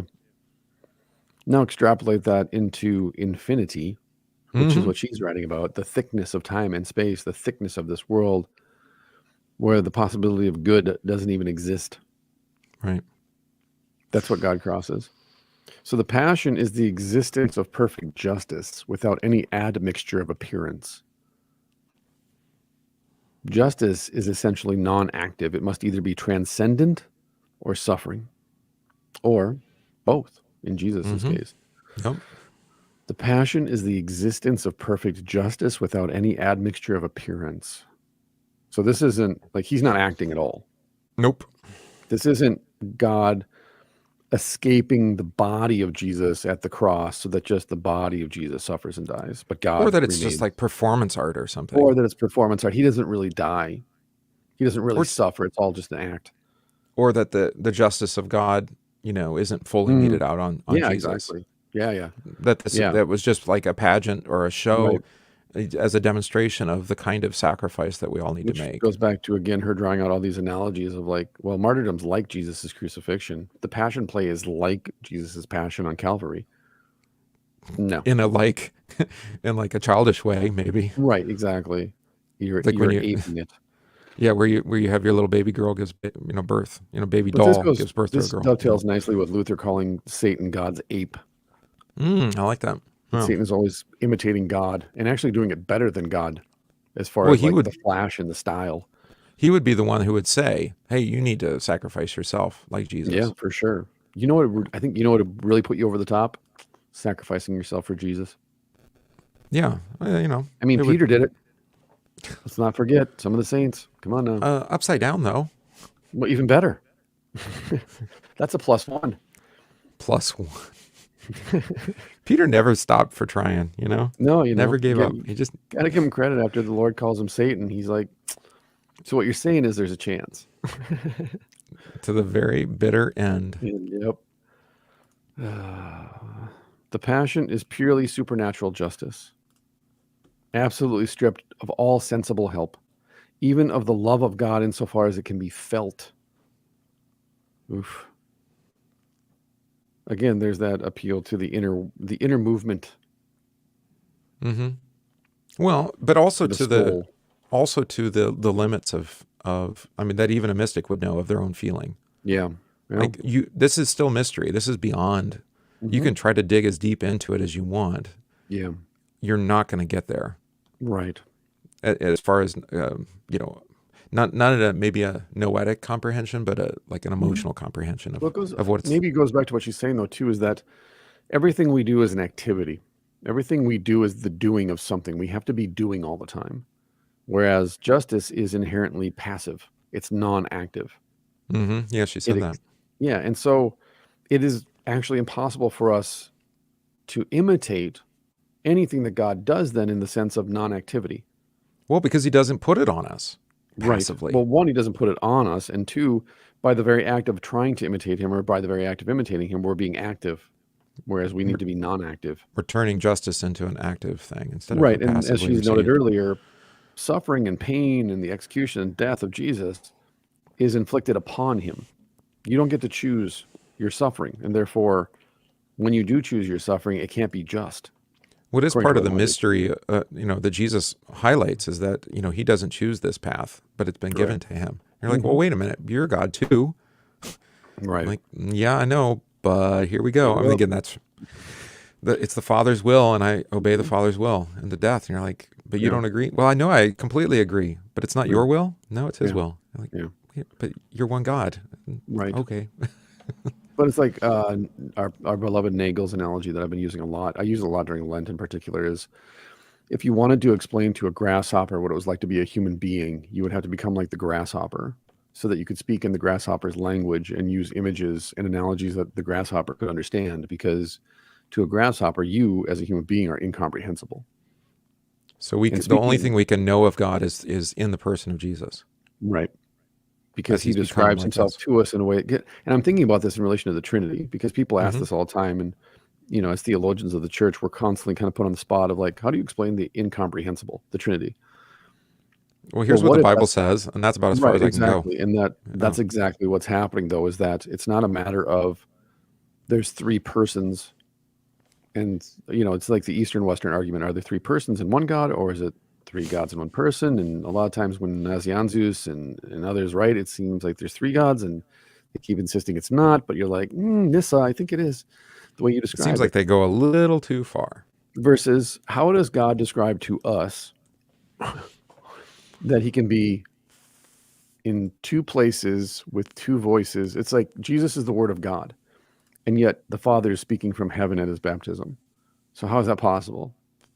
Because God's word is being baptized. And the answer is it's not, according to physics. Oh, yes, that's a good way to put it. Yeah. But in relation to the divinity in the Old Testament, they're like, yeah, it's God over there on that sitting by that tree. Let's go talk to him. Like, they don't have a problem with it. Like, Yeah. where's God? Everywhere. Where's God? Oh, he's right over there. He's eating with Abraham. I put Exodus 24 on Good Friday instead of Exodus 12, which I think is what's appointed. In Exodus 24, that's when they're on the mountain eating and drinking, and he's got sapphire things under his feet, because people were like, "Oh, it's just a pillar of cloud on top of the mountain." I'm Right. like, but it says there's sapphire under his feet. Again, it's a like. It's as good as Moses can do to describe what he sees. Right. But and then it says he eats and drinks with them. You're like, well, is this is not a person? Right. So it is. But I was thinking about it in relation to the Trinity, that God is using an example, analogy, a picture that you and I could understand. The relationship Right. of Father to Son, the relationship of body, soul, and spirit to the one whole person, not individuated, but distinct. Right. Is that the reason we confess the Trinity and the reason that we talk this way about the Trinity is because that's all that Scripture gives to us. So that even the word Trinity is extra biblical and doesn't work, and Luther hated it. And I agree with him, is that you shouldn't try and categorize or define God the Father, God the Son, God the Spirit, because that's what split the church in the first place. But it's also similar to Luther's maxim regards to the supper, that he's both the host, the butler, and the meal. Right. Like, well, how can Jesus be all of that? It's his supper. It's his supper, and he's God, and that's how he rolls. And the fact that he's an extra dimensional being might have something to do with it. So just stop trying. It's not going to turn out well. Let's talk about the Communicatio idiomatum, please. Right, exactly. Pastor, I was just curious, but can we talk about the communication of attributes again? That was so much fun last time. Right, exactly. I can't get enough. But that, if you note the early church arguments around the creeds, Nicene and Athanasian in particular, if you read the original documents, you read the arguments, at least in my opinion, and is that they're pedantic at a certain point. They're trying so hard to philosophically frame something that is not, you can't contain it with human words. It just doesn't work. No, I think sometimes they try so hard because they're trying to say it in as clear possible terms as possible. Right. No, I'm not faulting them for that, because they are combating false teaching, which is adding words to what Scripture says. And they're talking to children. Yes. I mean, other pastors, but yeah. Yeah. No, I was with you. I know. I'm well aware who you're referring to. Okay, good. Yes. So all that is to say, the reason I think personally then that I have a sympathy towards certain mystics is that they let the mystery stand. Yeah, I guess that's the best way to say it too. Yeah, is that they let the mystery stand, they want to speak of it in ways that are faithful Mhm. and contemplative, but they recognize that But words. but they're still just words. Yeah, I mean, Mystics love words. good Mystics luck. love words. They do love That's words. yeah, that's the thing Yeah. too. Well, and especially in the Middle Ages because you venerated the words. Hmm. Those who couldn't read, anyways, venerated the words, and some who could venerated the words. I suppose. Yeah. But there's a certain sense that, objectively speaking, words have not only meaning, but that words. We talk about this in confirmation. There are living words and there are dead words. Living words cause something to happen. Dead words don't. So Correct. even something like "I love you" can be a living word. It can actually do something. Can a living As- word bring death, though? Yes, Hmm. because Jesus does. Mm-hmm. So that's the point, though, is that if it wasn't a living word, it wouldn't be able to bring death. It would simply be able to point at it and go, "Look, death." It's like if I said right now, "I hope you die," and I then mean, you being don't die. descriptive isn't worthless, No, but it's not. But it's not activity. correct. Okay. Right. I think that's where you can kind of get the streams crossed. Well, Just and I thinking think it that happened. you can have it both ways. I was thinking about this in regards to people always have been asking me, like, what are we going to do during Holy Week? And do you want to do this? You want to do that? You want to do that?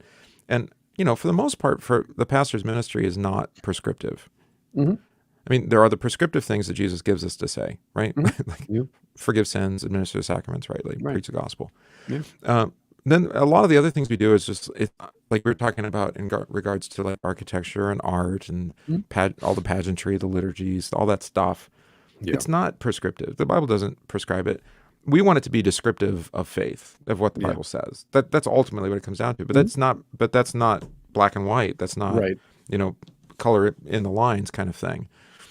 We often refer to it as sanctified speculation. Mm-hmm.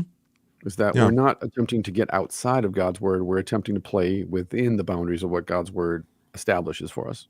And I think it gives us the freedom to do that, to playfully engage in His Word and not Right. be fearful that we're gonna, make a mess of it. Well, we probably Again, will it's anyway. that fine line is that the Mhm. Christian faith has always and only been the only religion that claims that it was always intended to be translated into other languages.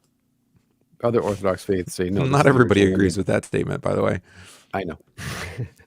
But at least historically, Christianity has been very free and liberal with the fact that, no, we have to translate this. And we talk about this in art. Jesus is translated into other cultures. So you have Japanese Jesus, you have African Jesus, you have Brazilian Jesus. And the way that they depict him then is, he looks like us Or the clothing, right? with the clothing. And Like all those medieval ones. It's like, really? Right. Yeah. Yeah, no kidding. I saw So a picture of Stephen's martyrdom where he's wearing a fiddleback chasuble, like he's a Roman priest. I was like, okay. All righty. But it's that idea. He's Yeah. translating it. Oh, he's like, oh, he was a priest. Yeah, he was a priest. Maybe he was a deacon, but okay, close enough. Maybe it was actually a deacon. Maybe it wasn't a chasuble. Maybe it was a deacon outfit. I don't know. I have to go back and look now. But anyway, you get the idea. Yeah. So redemptive suffering is that which strips suffering naked and brings it in its purity right into existence. That saves existence. I'm glad these are just separate sentences that just stand on their own, because redemptive suffering is that which strips suffering naked and brings it in its purity right into existence. And saves existence too. Are these a bunch of symbols? Is that what we're doing here? Are we just running through paradoxes? I think so. It's paradox after paradox after Well, paradox. that's what you're going to do if you're going to talk about a mystery. That's you're gonna true. have Yeah. You're going to have it. You're always going to Yeah. have at least two things that don't seem to belong together that are both true at the Yes. same time. Yeah. Maybe that's why she appeals to me. This is Mhm. just dichotomy after dichotomy after dichotomy. And she's just like, go ahead, stand in the tension. I dare you. Yeah. As God Well, is present through the consecration of the Eucharist in what the senses perceive as a morsel of bread, so he is present in extreme evil through redemptive suffering through the cross. Yikes. Yeah, I posted that on Facebook. Dang, son. Isn't that something? He is present in extreme evil through redemptive suffering through the cross. Wow. He's just as present in the Yeah, supper he's the as light he in the is darkness. Yeah. in his suffering and death on the Right. cross. I hammered on this for months and months last year when I hit upon this reading John, or it was revealed to me reading John, of Where is Jesus shine the brightest? Well, according to John, it's in the midst of darkness. Mm-hmm. Yep. And yet what we refuse to confront and face as Christians, as old Adam sinners, is the darkness. We turn away from the darkness because we fear the darkness. Right. And yet But that's where Jesus locates himself. if you want to run with the analogy, we prefer artificial light to true light. Yeah, 100%. You know, Lucifer. that's right. Idolatry. Right. Yeah. Which is still darkness. We think it's light, but we still can't see reality. We Right. can't see Right. ourselves and the world for what it is. Right. Hmm. From human misery to God, but not as compensation or consolation, as a correlation.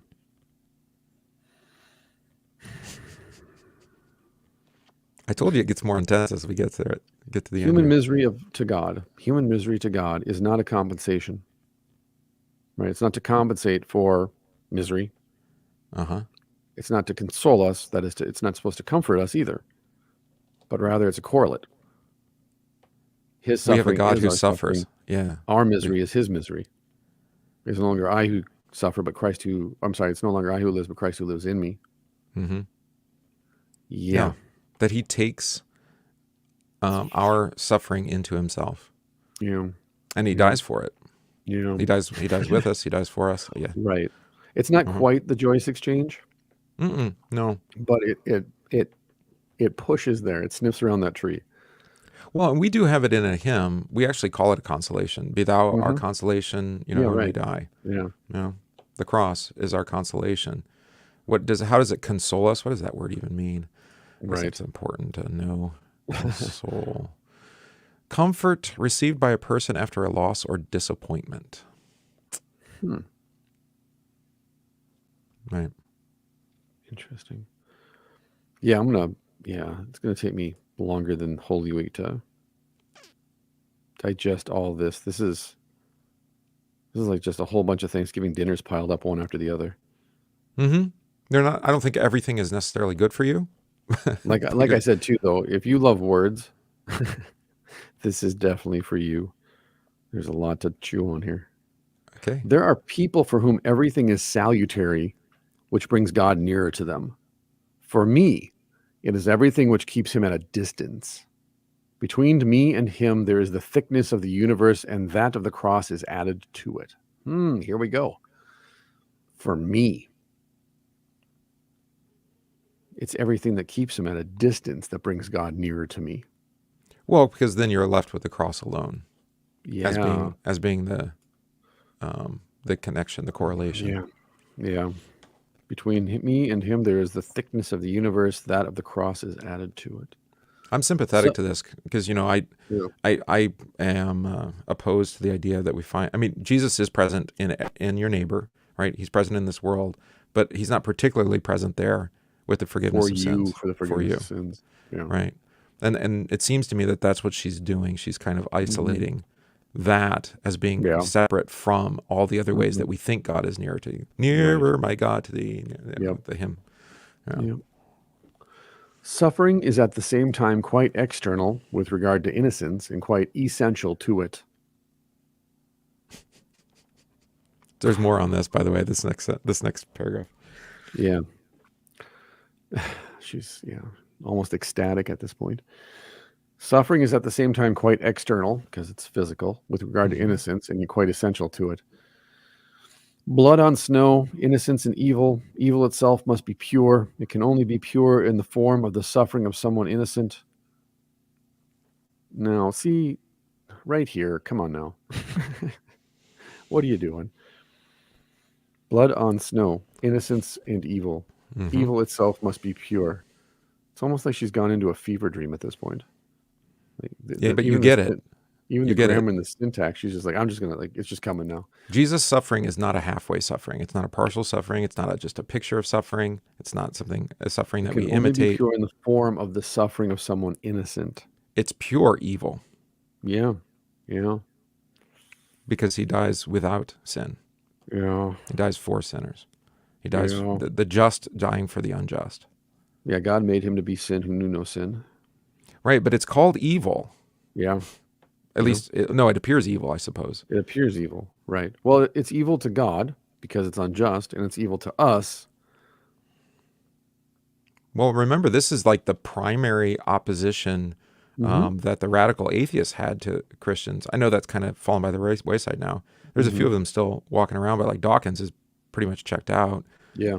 of the argument. But I think who's the guy? Sam Harris is still on this kick. You know, that God killing his son for others is pure evil. Yeah. Yeah. And she agrees. Yeah, it's divine child abuse. Remember that one? That's the one. Yeah. And yeah, it is to our eyes, absolutely. Right. I think it was the mystics who referred to it as the self-annihilation of God. Ooh, or emolument. Yeah, I think it was the mystics who used that term, though. It's God's self-annihilation. Okay. Because what they were arguing against was the passivity of God that others were teaching, that God just sat impassively and just allowed things to happen. And that God the Father was more of a spectator to Jesus's suffering and execution than a participant in it. Not according to Jesus. Right. Well, this even goes back to Shekinah and Jewish mysticism, the impassivity of God. That's where they got it from. Whereas here, it seems like she's arguing the antithesis of, it's actually God who annihilates himself, but that's why we consider it evil, because, well, juridically, penally speaking, it is. Yeah, he's the unjust judge. Yeah. And yet he's completely just in his injustice. Yeah, it's, again, another dichotomy that you can't really resolve. No. That is why, yeah, an innocent being who suffers, I guess, I got to go back to this one again. Evil itself must be pure. It can be pure form of the suffering of someone innocent. Pure evil takes the form of the suffering of someone innocent. Yes. No, I'm putting it together with all of the examples that I could come up with just off the cuff, and none of them fit because no one is pure, because everyone is born with original sin. Everyone is conceived in sin, so even those who are aborted are not innocent and pure because they are still conceived in sin and therefore themselves sinful. So there is no comparison to what he does then. You can't imitate it. Well, this came up in the context of, the place that this was cited was in a conversation about the carjacking of the Uber driver in New York over the weekend. Yeah. Where, I don't know, did you see the video? Where she's like, watch it. No, it's terrible.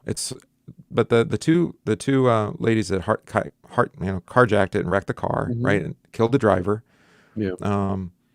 He's there like mangled, dead or dying, and she's busy looking for her phone in the car. Yeah, I saw that part. And you look at it and you're like, is that pure evil? Where this man, the man was innocent. Yeah.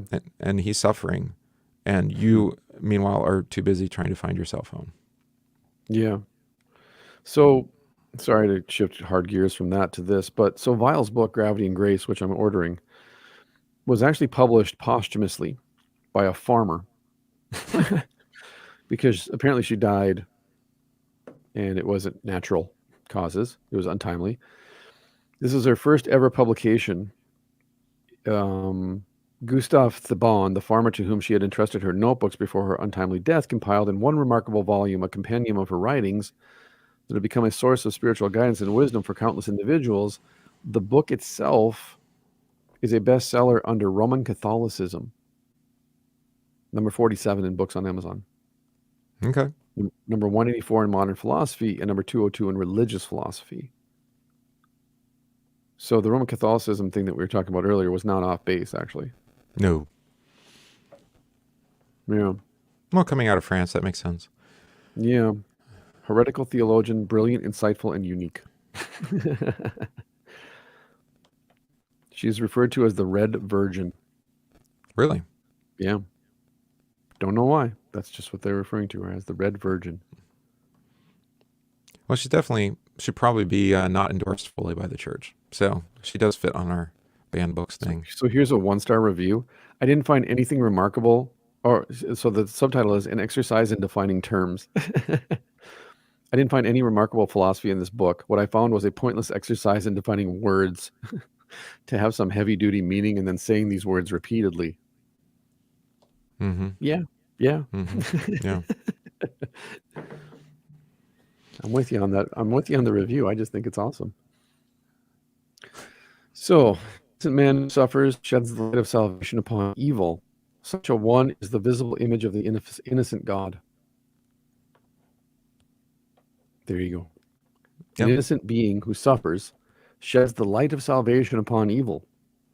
And maybe intellectually speaking, we make this distinction between good and evil and put ourselves on the good side of the street. And so when we think of the light of salvation shining on evil, we already imagine we're in the light. Right? Oh, that's not we us. are in the light as he is in the light. And the evil people, they need to have that light in their darkness, but we're good to go. Versus, no, actually, even in Lutheran terms, you're still in the darkness. This is why we criticize Amazing Grace. It's like, no, you're not blind and now you see. You're blind and now you hear, but you don't see. Or you're blind and you see. Simultaneously, sure. You see Christ. Yeah, you see Christ, the truth of Christ. You see the truth of the cross. You're blind to your own nature, and yet here's the cross. Yeah, there we go. Look at us. We're on fire today.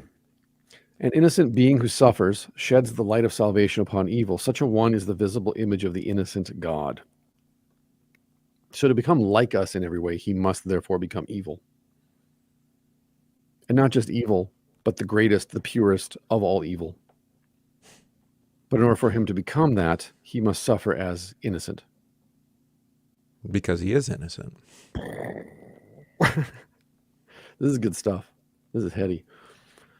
That is why a God who loves man and a man who loves God have to suffer.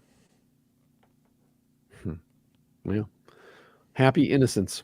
That also is something precious, but it is a precarious and fragile happiness, a happiness which depends on chance, the blossom of apple trees. Reminds me of, is it Luther's statement, "O blessed fault"? Yeah. Right here she's saying happy innocence.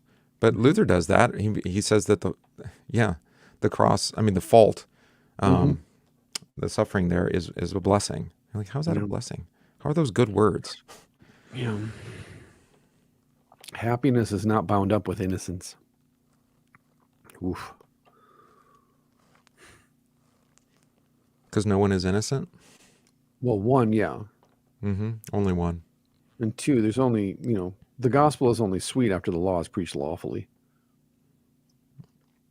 It's true. So that's what she was talking about with that chasm, right? Yeah. The distance. Happiness cannot be bound up with innocence because innocence doesn't know anything other than a state of naive bliss. Correct. Happiness only comes out of true suffering and evil. To be free of something, one has to first be in bondage to it. That's the deceit of chemical addiction, right? Is that you can escape all suffering. Yes, yeah. And that you can quit at any time. Right, but that you won't even know. You won't even know that you aren't suffering because then everything is suffering. Correct. Yeah. To be innocent is to bear the weight of the entire universe. It is to throw away the counterweight. That's Jesus. She's talking about Jesus here. Yeah, she's talking about Jesus. In emptying ourselves, we expose ourselves to all the pressure of the surrounding universe. That's mysticism. This is the purpose of being a mystic, is to empty ourselves of ourselves. Whatever makes you, get it out of the way, because that's what's in the way. And we could say, in regards to sinful nature, yes. Yes. That is what gets in the way. Dying. But we would argue that it's God who does that. Correct. It's not daily drowning and dying. It's a daily drowning and being put to death. Correct. Yeah, passive. Yeah. In emptying ourselves, we expose ourselves to all the pressure of the surrounding universe. God gives himself to men either as powerful or as perfect. It is for them to choose. Interesting final sentence. Isn't it? It almost undermines a lot of what she said. Yeah, it does. That's exactly what I was thinking. Well, that's what we saw in last week's episode too, right? You get to the end, you're like, Leo, if you just left it, right? If you had put that at the beginning. This is our constant complaint. The number of great movies we've watched that are great for 2 acts, but that third act, it just falls apart. And you're like, oh man, this was going so well. Yeah. Yeah. God gives himself to men either as powerful or as perfect. It is for them to choose. Well, we know how Donovan feels about the word perfect being inserted into theology. Let's And not have that two, rant again. powerful, almighty, perfect in what sense? I think she means terrible. I think she means terrible and perfect in the sense of, bridging that chasm, being the innocent suffering one.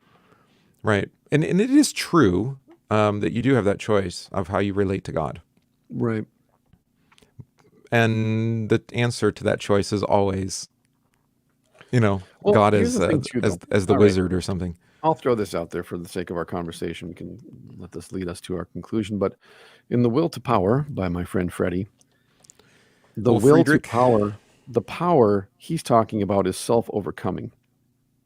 In fact, that's actually the subheading of the section where he talks about the will to power. It's called On Self-Overcoming. Huh.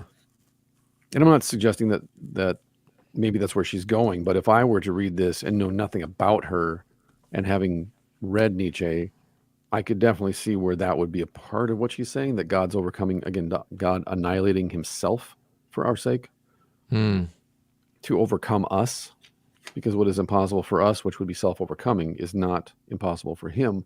But like she said, once he crosses that distance and overcomes us, it kind of sets us free then to go and find him, to seek him out. Right. That seems to be in his power. That is his ability to actually overcome not only himself, but us. Well, I think that's, to connect it to Holy Week, I think that's some of the naivete that we have towards the ritual and the liturgy that we do, is that somehow we can overcome our incomprehension of the gravity of what he did on the cross by... We certainly try awfully hard. Yeah, well, with long services and, hard words and darkness. Smells and bells and all the theater, yeah. Yeah, I mean, and maybe it's moderately successful, I guess, and at least understanding that there's some gravity to this moment, or that we should be paying attention to these words. I think that's how I understand it. In a sense, it's like Valentine's Day to me. Valentine's Day is the one day out of the year when couples pretend not to be miserable or resent each other or loathe each other, or they just ignore all of their problems. You're talking about other people. You're not talking about you and I, though. No, of course not, because you and I don't this is not how we celebrate Valentine's Day. We're normal. But my point is, what's for dinner? One day out of the other 360 plus days of the year that you behave like children towards each other and resent each other and trample each other and are selfish and greedy towards each other. And then this one day we're going to pretend that that's not the relationship, versus, as I've said, Valentine's Day should be like the purge. Valentine's Day should be the one day that couples are given free license to say to each other whatever they need to get off their chest. And then when the day is over, you just move on. And the 360 plus days of the year, you love each other, you're devoted to each other, you sacrifice for each other. But don't pretend. Let's not choose one day out of the year to pretend. And that's what often Lent turns into for me when I'm wanting other people. Well, it is interesting that we do so much more. I mean, it's an important week in the history of, of the life of the Christian, the church, Jesus. Yeah, absolutely. Yeah, it's an important week, and we should recognize it. There's that show. But I always wonder, like, I mean, well, just to put things in perspective, I mean, we don't celebrate Easter the way we celebrate Christmas. No. And it's like, but we don't actually talk as much about the incarnation as we do about the resurrection. And you're like, well, wait a minute. So we talk a lot more about death and resurrection, but we don't really celebrate it that well. Correct. But we don't really talk about the incarnation, what that means for all humanity and for Christianity, right, and for Christians. And yet we celebrate it with this, with a lot more. Well, we actually have pageants and things, right? I mean, literal pageants. Yeah. And there seems to be just this strange. We can't not be active. It's like we said earlier. We can't not be active about these things. We can't just sit passively back and just receive. And say thank you. But we don't want to be hyperactive around the cross. I think that's the thing that I really... Right. Because, I grew up in a church where it was maybe an hour and a half service, right? But the people, they remember 3-hour services. They remember, well, it's special. Really... It's got to be special. Well, not just a special, but like a significant... I'm trying to be more complimentary here. There you go. Dwelling richly in the Word of God. Right, so Oh, they come hear. on. You don't really believe that, do you? That's Well, not the real motive. I know they're Germans. Okay, and yes, they love their suffering. Okay, There you go. There we go. Scandinavians are the same way. Glad about being probably sad. even more so, actually. Yeah. They were proud of the fact that they were sad about being glad. Proud of the fact that they chose the wrong place to live. Yes, Right, exactly. So good. it's always miserable every winter. That's how we like it. Like, really? But in a sense, that's, Lenten discipline is about self-overcoming. And as we've outlined In the in traditional previous, sense, yeah. in the traditional sense, and it turns one entirely in on oneself at that point. And then you come up to Good Friday, and then you make such a pornographic display of the cross and the suffering of Jesus. And yet, as you and I have noted too, one of the things that isn't celebrated on Good Friday is the sacrament of the altar. Yeah, it is striking, isn't it? And it's like, what? Like, we've been going back and forth. I'm like, do we need to put paraments out or not? I'm like, we're having the sacrament. Put paraments out if you want. We have black ones, exactly. so put them out. Like, but then do we take them off again for the service at night? I'm like, you can if you want. Like, Pastor, just tell us what to do. No, you do what you want. Yeah, you're the altar guild. You do what you want to do. Like, during Lent, I'm the altar guild, and therefore I'm just like, oh, do I have to climb up on the altar again to hang black? Like, can't we just without it? Do you veil the statue? Yeah, it's tradition. We veil the statue. Okay. Veil everything. I talked about it, but pull my crucifix out, and then we celebrate the sacrament in front of the crucifix. So we don't actually have one. I should take my note. I have one in here. I'm gonna take that over to church. Good idea. Thanks. Yeah. But it is the sense of, well, exactly what she's driving at, is that you're celebrating the presence of Christ while you're celebrating the death of Christ. Only faith can grasp that. But I thought we were remembering his death. We are. That's why we run. That's why we run to Easter because it makes a lot more sense for us. Yeah, right. Oh, right. life. Well, I get it. Life. Jesus. Yeah. That's nice, Jesus. That's butterflies and bunnies, Jesus. Or in our congregation, that's pinata, Jesus. It's interesting because the Easter readings are so blissfully, they're not short, but there's not that much Jesus in them. Yeah, there's really not. Have you noticed that? It's mostly about the women or the visiting, and he's risen. They talk about him. We're going to meet him. Maybe, kind of. Next Sunday. Yeah, or Easter, what is it, Tuesday or Easter evening, I think, is when they eat the fish by the seashore, which is a great reading. I love that one. Yeah, because that's the Jesus on the mountain with, Moses and Aaron and the elders. During announcements after church yesterday, I asked the children of my congregation if, since we didn't have Easter in person last year, if they wanted to bring back the piñata for Easter. And it was resounding in its affirmation of the piñata. Notice you didn't ask the adults, but you asked the children in the presence of the adults. And what's funny is because we have so many new people in the congregation now who have no idea what I'm talking about. They're like, what? Piñata? What? And the kids are all screaming, yes, yes, yes. And people are like, what? I'm like, it's an Easter tradition. It's in the Greek. You have to translate it, but it's there. It's in the Bible. Piñata from the Greek. We celebrate the resurrection of Jesus, and then we beat a donkey until candy comes out of it. Oh, but that connects you to Palm Sunday too. That's nice. Sure, absolutely. and the death of Judas. It's hanging from the tree. In fact, I think I'm going to talk to my Mexican grocer who makes my piñatas for me. I'm going to ask him to make a Judas Iscariot piñata, because then it would be very biblical. That's got to be against the law. There's got to be some law against that. No images of people, only animals. That's right. Suffer the beatings.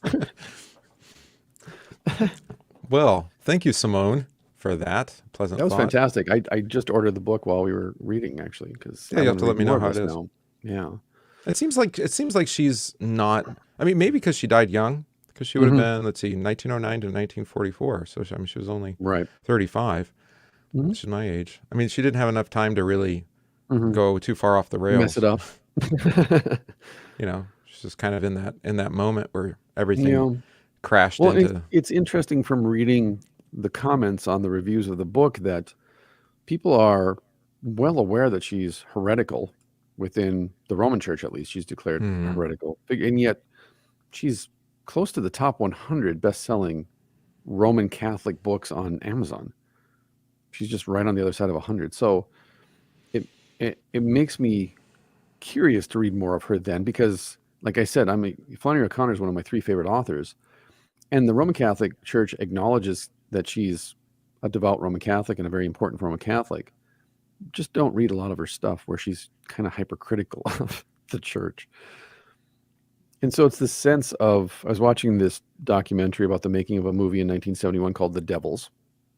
And it's actually based on a true story in medieval Europe, where the Roman Catholic Church destroys this city because it's Protestant.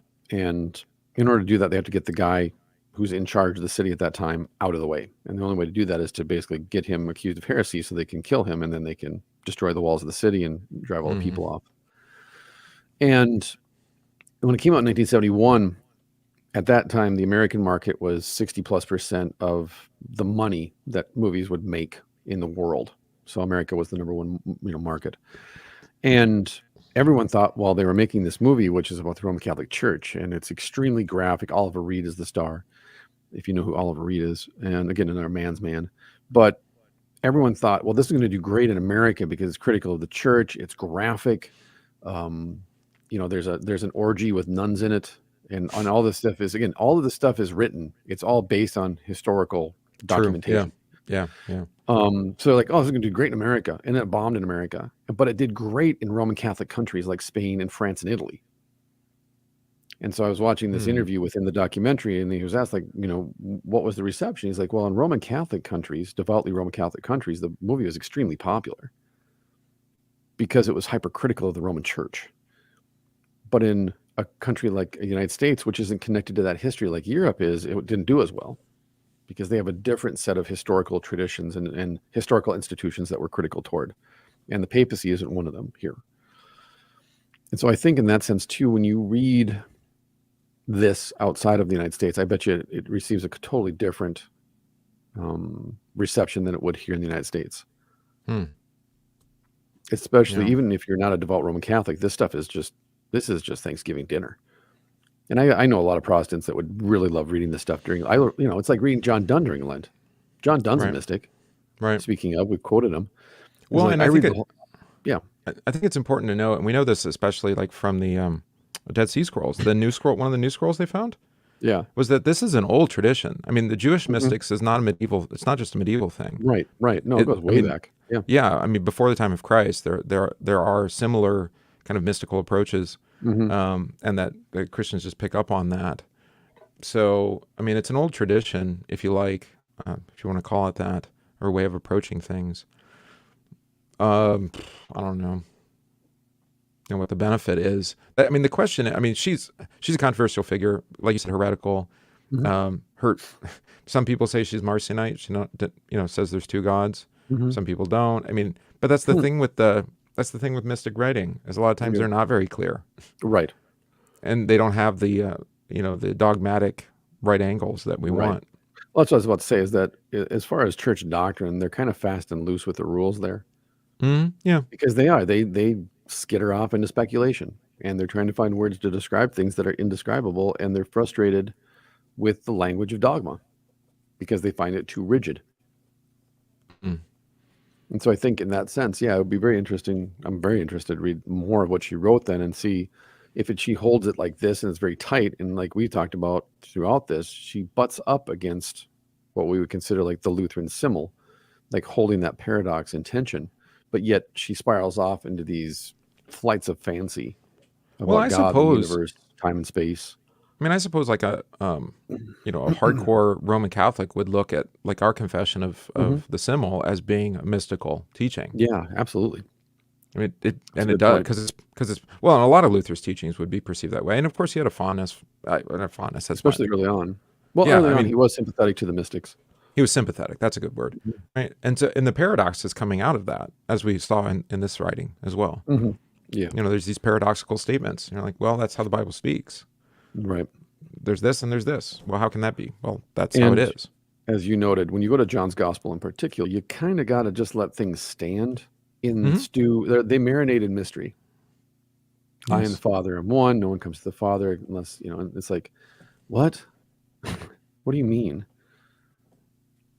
Yeah, and I think Jesus does that. I think it's like he's circling around an idea. It's actually not that way. He's actually spiraling out of an idea. But the idea itself is beyond our comprehension. So he's just he Right. keeps coming at it from different angles, providing Right. perspective. Right? Who's Yeah. Well, 35? 35 of what? She died when she was 34 of Oh, she died when tuberculosis. she was 34. Maybe. Maybe. There's arguments about that. Yeah. She apparently liked Schopenhauer, and so he was into self-denial through starvation. So, Yeah. so Yeah. it may have been that too. Well, I wonder too, in the Lutheran tradition, we argue about John 6 and whether we do. he's talking about the spiritual eating and drinking or the actual eating and drinking of the body and blood of Jesus. I always say yes. Yes, right. That I think you and I would both argue that the answer is neither yes or no, but just yes, and leave it alone. Yeah. Because does it tell us something of the supper? It does. Is it Yeah. is it the institution of the Lord's Supper? No. No. Is he also talking about a spiritual eating, bread from heaven? Yeah. Yes, he is. Yeah. And that's the preaching of his word. Yeah. In 3 days, I will tear this temple down and rebuild it. Mhm. And you're like, what? And then he rises from the dead. You're like, oh. But then you try to later they remembered what he said and that it referred to his yeah. body. Yeah. Yeah. Yeah. And it's like, yeah, it's just more of that. Of he says stuff, and you're not supposed to. I think the way it is, we're not supposed to categorize it in order to trap it. Because that's the old Adam move. Is in order to control God, we have to be able to categorize and define God, and trap him with his words. Right. This is why we talked about last week. Abraham uses God's word against God when he goes to sacrifice Isaac. No, God will provide for us. As well he should. Right. So again, it's the frustrating thing for Lutherans about Luther and Reformation Lutheran theology, which is why so many Lutherans punt on Reformation theology and become Protestant or Roman, is because of the tension. Yeah. You have to let it the mystery. You have to, and when we talk about the tension, that's really what we're talking about, I think, is the mystery. Is you just got to leave it alone. That's what faith grasps. But that's not what we do with mysteries. We solve them. Right. Right. Exactly my point. This is why so many movies fall apart in the third act.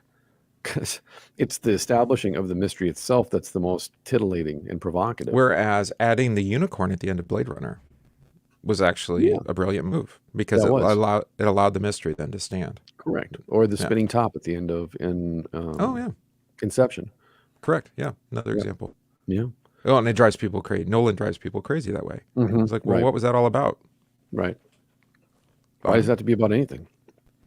It's a well, bank and that's not. You're not talking about like waiting for Godot, right? Right. I mean, it still has a point, but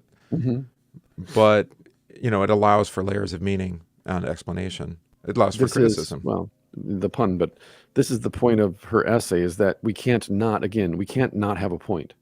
We can't do anything pointlessly, because even doing something pointlessly has a point. Like, we're doing it for a reason. Therefore, saying, well, I'm going to be like Jesus, I'm going to imitate Jesus. You can't, because he was purely passive. And the very act of trying to become purely passive is an act in and of itself.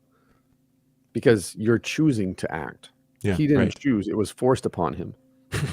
Right. It's something he chose for himself. He acted, and then he gave up all divine authority and said, no, it's the Father's will that I do this. Which is beautiful, because the Christian life is one, as Luther would say, by having empty hands, right? Just receive. And whatever I that think is. Then, maybe the ultimate Lenten prayer is not my will, but thy will be done. That I don't want this, but yet I don't really have a choice about it either. Yeah, so I receive all things from you, as gift, even if it means suffering. Which goes back to the Lord's Prayer reference then too, that this is the crucible. And we're praying out of that crucible. And the thing that's happening then in our terms is that God is making you into a theologian of the cross and smelting out, refining out the theology of glory. And so when we pray that God's will be done, we're really praying for my will to be done. And then God ignores that, which is why Luther in his explanation says, well, God's will is done even without our prayers, but we pray that it will be done amongst us also. Right. Is that we can't not pray simultaneously. Well, by thy will, I mean mine. So let's compromise and agree that I'm right. That would be clear here. Yeah. Yeah. But the very act of prayer to God the Father is an act of faith brought on by the Holy Spirit through the proclamation of the gospel. So it's not one or the other. It's happening simultaneously, which, like I said, is what drives Lutherans away from Luther into Mysticism, essentially. Right, because like she Moralism. talks about the thickness of Hmm. between what of time and space between us and Hmm. God. Right. And Luther says he doesn't have that linear progression of time in the Right. Christian life. Hmm. It's daily dying and rising. It's Right. both simultaneously sinner and saint. We Right. have all of those smashing Right. of time Right. and Well, it's eternity. like I said yesterday in the sermon. David, when God gives David to the day, that's where we get the term today from. It means literally to the day. Yeah. God gives you to the day that He has created. There is no yesterday or tomorrow. There is only today. And in relation to God, there's literally just today ad infinitum. We don't remember yesterday anyway, Right. and we don't know Yeah. tomorrow. Right. So why are you trying They to? don't exist. God hasn't created them for us. So therefore, in the present tense, and I think in this sense, maybe all of our attempts, whether it be moralistic, dogmatic, rationalistic, romantic, pietistic, whatever movement we latch onto, Isms, in the istics. end, Yeah. in the end, they're all mystical pursuits.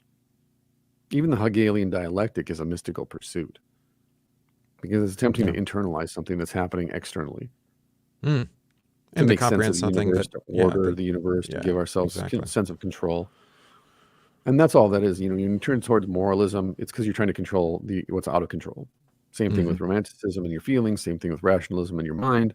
You're just trying to grasp control of something that's not within yours to control. And yet John says that at the very outset, that the darkness could not comprehend the light. And yet that's kind of our sin, is that we We'll try try to comprehend really things hard. Yeah, we'll try really really hard. hard. Like, do you get this? No. No, I don't. In fact, yesterday at the end of confirmation, I said, I gave the kids a challenge. If you can come up with a question that I can't answer, I'll buy all of you the dinner of your choice. Hmm. But the question has to be from the catechism, and it has to be biblical. Which they all like, but you've read the Bible once or twice, right? I'm like, yeah, once or twice. Once or twice. Yeah, it's good times. Good. But now that I'm getting a Judas Iscariot pinata for Easter, I might just wipe away all of that. We can just call the donkey Judas. We could do that too, but it's not half as fun. No. I'll get like a Minecraft pinata, and then I'll just, yeah, Oh, I suppose. put like a toga over the top of it There you go. and call it Judas. I like it. So that brings us to the end of our Holy Week reading of the Cross by Simone Weil, published in 1940-ish, 44, 45, Originally, thereabout, yeah. originally. In French. Otherwise, yes, she's French, and I kind of liked it. So there you go. See, people can change. That being said, I think Judas was French. Judas, maybe. Yeah. I don't know. But come back next week for our post-Easter debrief. We'll see what comes of that. And we're just going to go where the Spirit leads us. That's kind of how the cross showed up for us today. It is. Yeah. We just sent it to me and went, oh, that's interesting. Let's see what this is all about. Yeah. I thought it was worth reading. It's definitely worth reading. Thank you. You're So I hope you all enjoyed that. We will include a link, of course, in the show notes so you can read it for yourself and chew on it. If you're a member of my congregation, some of this might show up in my sermon this week, as happens. Otherwise, thank you for your time and attention. Go check out everything else at 1517. And yeah, talk to you soon. Peace. Shrink. Hey, we had a successful broadcast. Hey, look at that. You know why? School's out. I don't. Oh, school's out for the summer? Yeah. School's out forever? No, school's out free. Spring break. Spring break, dude. Oh, no. Well, we homeschooling the kids. I said last night, I said, we're on Easter break starting tomorrow. And they're like, we are? It literally looks like there was a ham sandwich under like the old timey, like the crate with the stick and the string attached to it. They're like, I'm like, no, go ahead, have the sandwich. They're like, really, Dad? I'm like, no, it's totally fine. So I'm like, yeah, we're going on Easter break this week. And they're like, Dad, we homeschool. I'm like, yeah, so that's why we can go on Easter break. What's wrong with that? Do what you want. Yeah. I'm like, you can sleep in. And they're like, oh, okay. We're good now. That's fine. Perfect. And then my 14-year-old's like, so when you say we're on break, you mean like we're on break, so I don't have to do chores anymore, right? Like I don't have to do chores for a week or take care of myself or groom. 14-year-old girls are a gift that just keep on giving. Are we on like water rations now or something? Right? Yes. You might as well start training them about rationing. Yeah, well, Yeah, there's that too. There is that. It's coming. Yeah, we're not recording anymore, so this is just for the YouTube people. But Yeah, it is. dark days are coming upon us. Apparently sooner than you and I both estimated. I thought for sure it was be fall. I don't know. I didn't anticipate, lodging a massive boat in the Suez Canal and blocking all the shipping lanes. That helps. And then I keep hearing people saying, and the preface to that was also like, really? That's how many are left in "Oh, the bucket well, somebody there? did the bigger route." It turns out it wasn't just the phallus, but there was more. Really? Yeah, there were 2 butt cheeks as well. Wow. So the captain of that ship It wasn't the was captain. all It was out of... no. It's controlled by AI. It's robot controlled. Oh, really? There's multiple captains. I think they were Ethiopian, if I remember right. It was a Japanese ship, but So I did think they were someone Ethiopian hack their captains. computer then? Mm-hmm. Yep. Really? That's my theory. Yeah. Yep. Makes more They got sense. hacked, and the programmer is like, "Here's a joke," and then we're going to lodge you in. Yeah. I mean, because it's literally, it's very hard to do what they did. Mm-hmm. You'd have to be so drunk. Yeah, no, it's very hard. You have to override the control of the ship itself. Right. So, yeah. Interesting. Apparently, it's floating now again. Yeah, I saw pictures So, of everything else that's going on. I think it's very interesting to the people who want to see it opened up. Why don't we find out what's in those containers? Let's find out what's in the containers. Yes, exactly. There was speculation about that too, wasn't there? 200. Well, because they were so concerned about all the animals that were dying on these boats. I'm like, wait a minute, there's animals in those containers? Right. Yeah, there's animals in What else those is in containers. Uh-huh. Yeah. Yeah. So Was it Evergreen? Is that the name of the company? that's the name of the company. They're the, if not the largest, one of the top 3 largest shipping companies in the world. And they name all their ships as a variation of Evergreen. So this was the Ever Given. Yeah. Yeah. Very confusing. For anybody who's curious, just follow the money of that corporation, and you'll know what we're talking about. Mm-hmm. They ship lots of things. But and then people are saying, well, it's like 5,000 miles around Africa. And you're like, no. It's 5,000 kilometers. Maybe it's actually more than that. It's at least 15,000 miles out of your way. Yeah, there's a reason they don't do it. Well, there's also the Somalian pirates. Somalia. Well, that too. Yeah, but I'm just saying, I was explaining this to my organist about the Panama Canal in also. Like, there's a reason that ships don't do, Panama Canal's closed. Well, let's just go down by Chile and just go around the Cape down there. It's fine. It'll be totally fine. There's a reason they don't do that. Yeah, wind, ice. Yes. Yeah, it's horrific. If you go watch Master and Commander, they do it in the movie. That's right, they do. The movie itself is horrifying. I can't even believe it. Like doing it in real life. No, I'll pass hard. With a shipping all the way around vessel Africa, with 220,000 metric tons worth of containers. No. Nope. No. Selling around Africa. People don't grasp how big Africa is. That's the thing. No, and I've been talking about this because, like we talked about, the Africans had set up that penal colony that that they put the short French guy with the hand in his pants.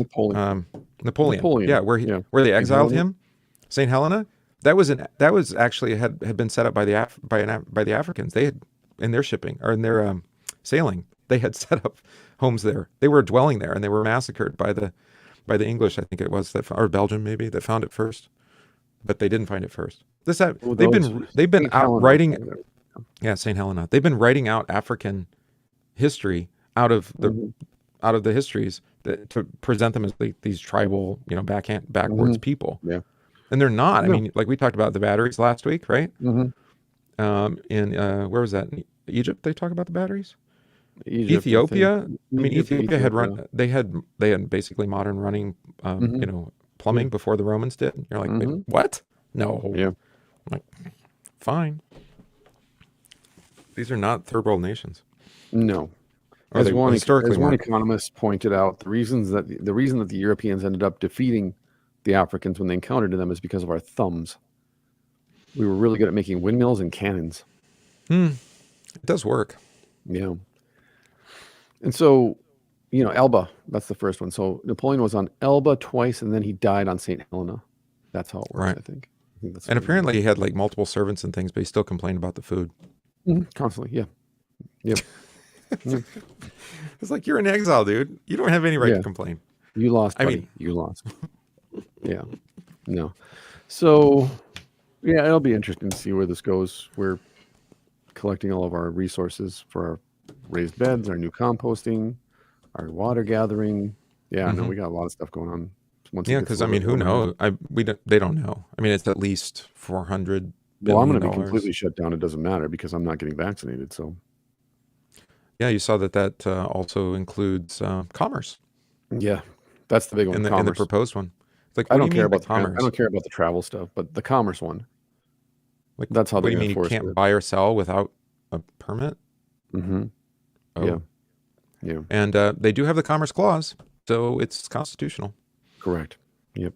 They can regulate commerce. Yep. It's morally evil, but Yep. whatever. To compel people to allow themselves to be injected with something against their will.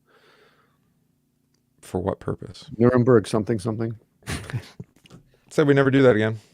Yeah, we Oh, said. right. Yeah. It's like I talked about on my podcast the other day too. I'm like, if you want to know what the civil rights produced, it produced nothing. In the end, we It did produced an nothing. illusion. Yeah.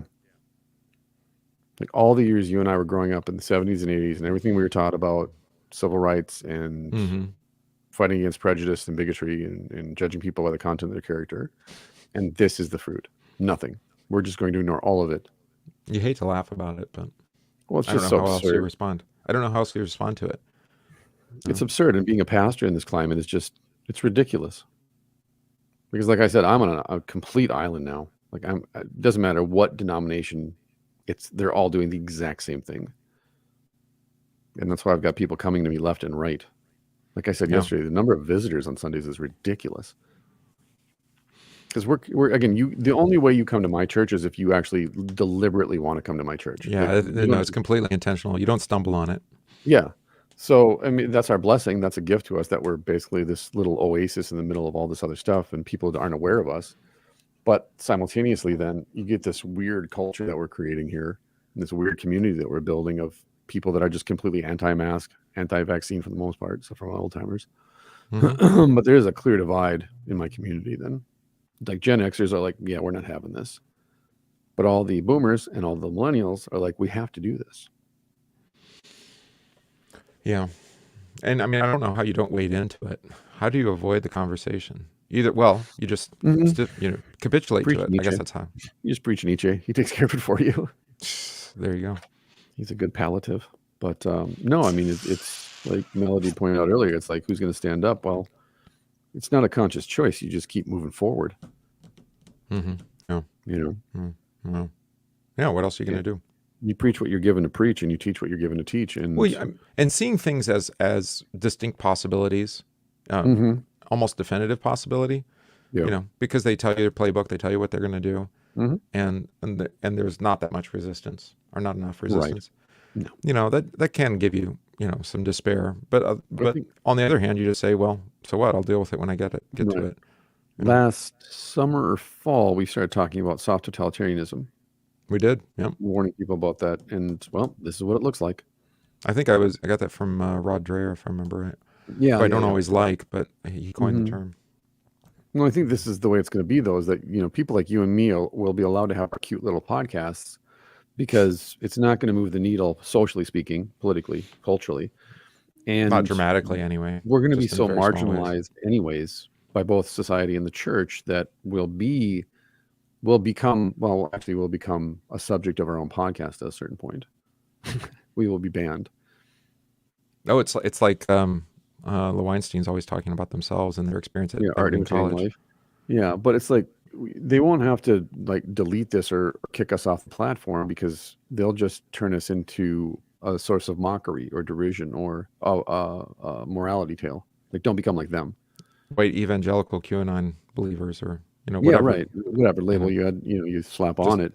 Yep. You don't have to destroy us and silence us because that would indicate that we're dangerous. Instead, you just marginalize us and say, well, look at those people over there. You don't want to be like those people. You can't move to Africa to escape the COVID madness because Africa is what's being conquered by the globalist movement. Yeah, that's what the Chinese are literally doing right now. That's why they own Ethiopia. One man is the head of the WHO Boudros or Oh, yeah, whatever, that's right. That's right. because Yeah. he was chosen by the Chinese.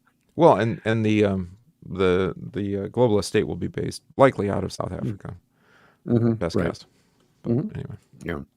no, it's Africa. So They've had their sights on it for a long time. no, there's nowhere unless you want to go off grid, far off the grid. Yeah.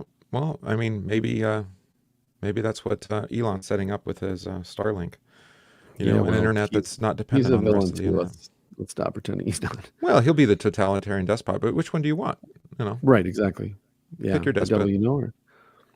No, I think crazy one. Yeah. As Christians, we just have to accept that at some point in the very near future, I thought it was going to be at least 5 years, but probably sooner now, we're going to be hidden Christians, and we're going to be hiding within the Christian church. Right. We'll be we're already being persecuted by our own church, but it'll get worse. And we have to become innocent as serpents, or innocent as doves and wise as serpents. That's really I've had how people, you do like this. I told you though, I've had people within the church now reaching out to me and saying, I thought you were crazy, but I read the article about New York and their COVID passport, and now I'm like, you're not so crazy. Yeah. Like, so maybe people will wake up. We'll see. Some people have to be But then shown what that. will they do? Well, nothing. Exactly. In the case of the person I'm talking about, they're leaving the country and they're going to Central America. So yeah. So there's not a lot of move to Costa Rica, surf, Right. make the best of it. But no, you just got to keep the faith and you got to keep preaching the gospel. And you got to point out evil. I mean, that's part of the call. That's the law preached lawfully. People don't like it. Well, obviously, that's why pastors in particular abandon their post. That's why people don't like the hymn. But to those who like it and like it not. Right, exactly. Yeah. Oh, yeah. Preach the word. No. Yep. Good deal. All right, it's taco time. Tacos. Thanks, everybody. Bye. Thanks for joining us. See you.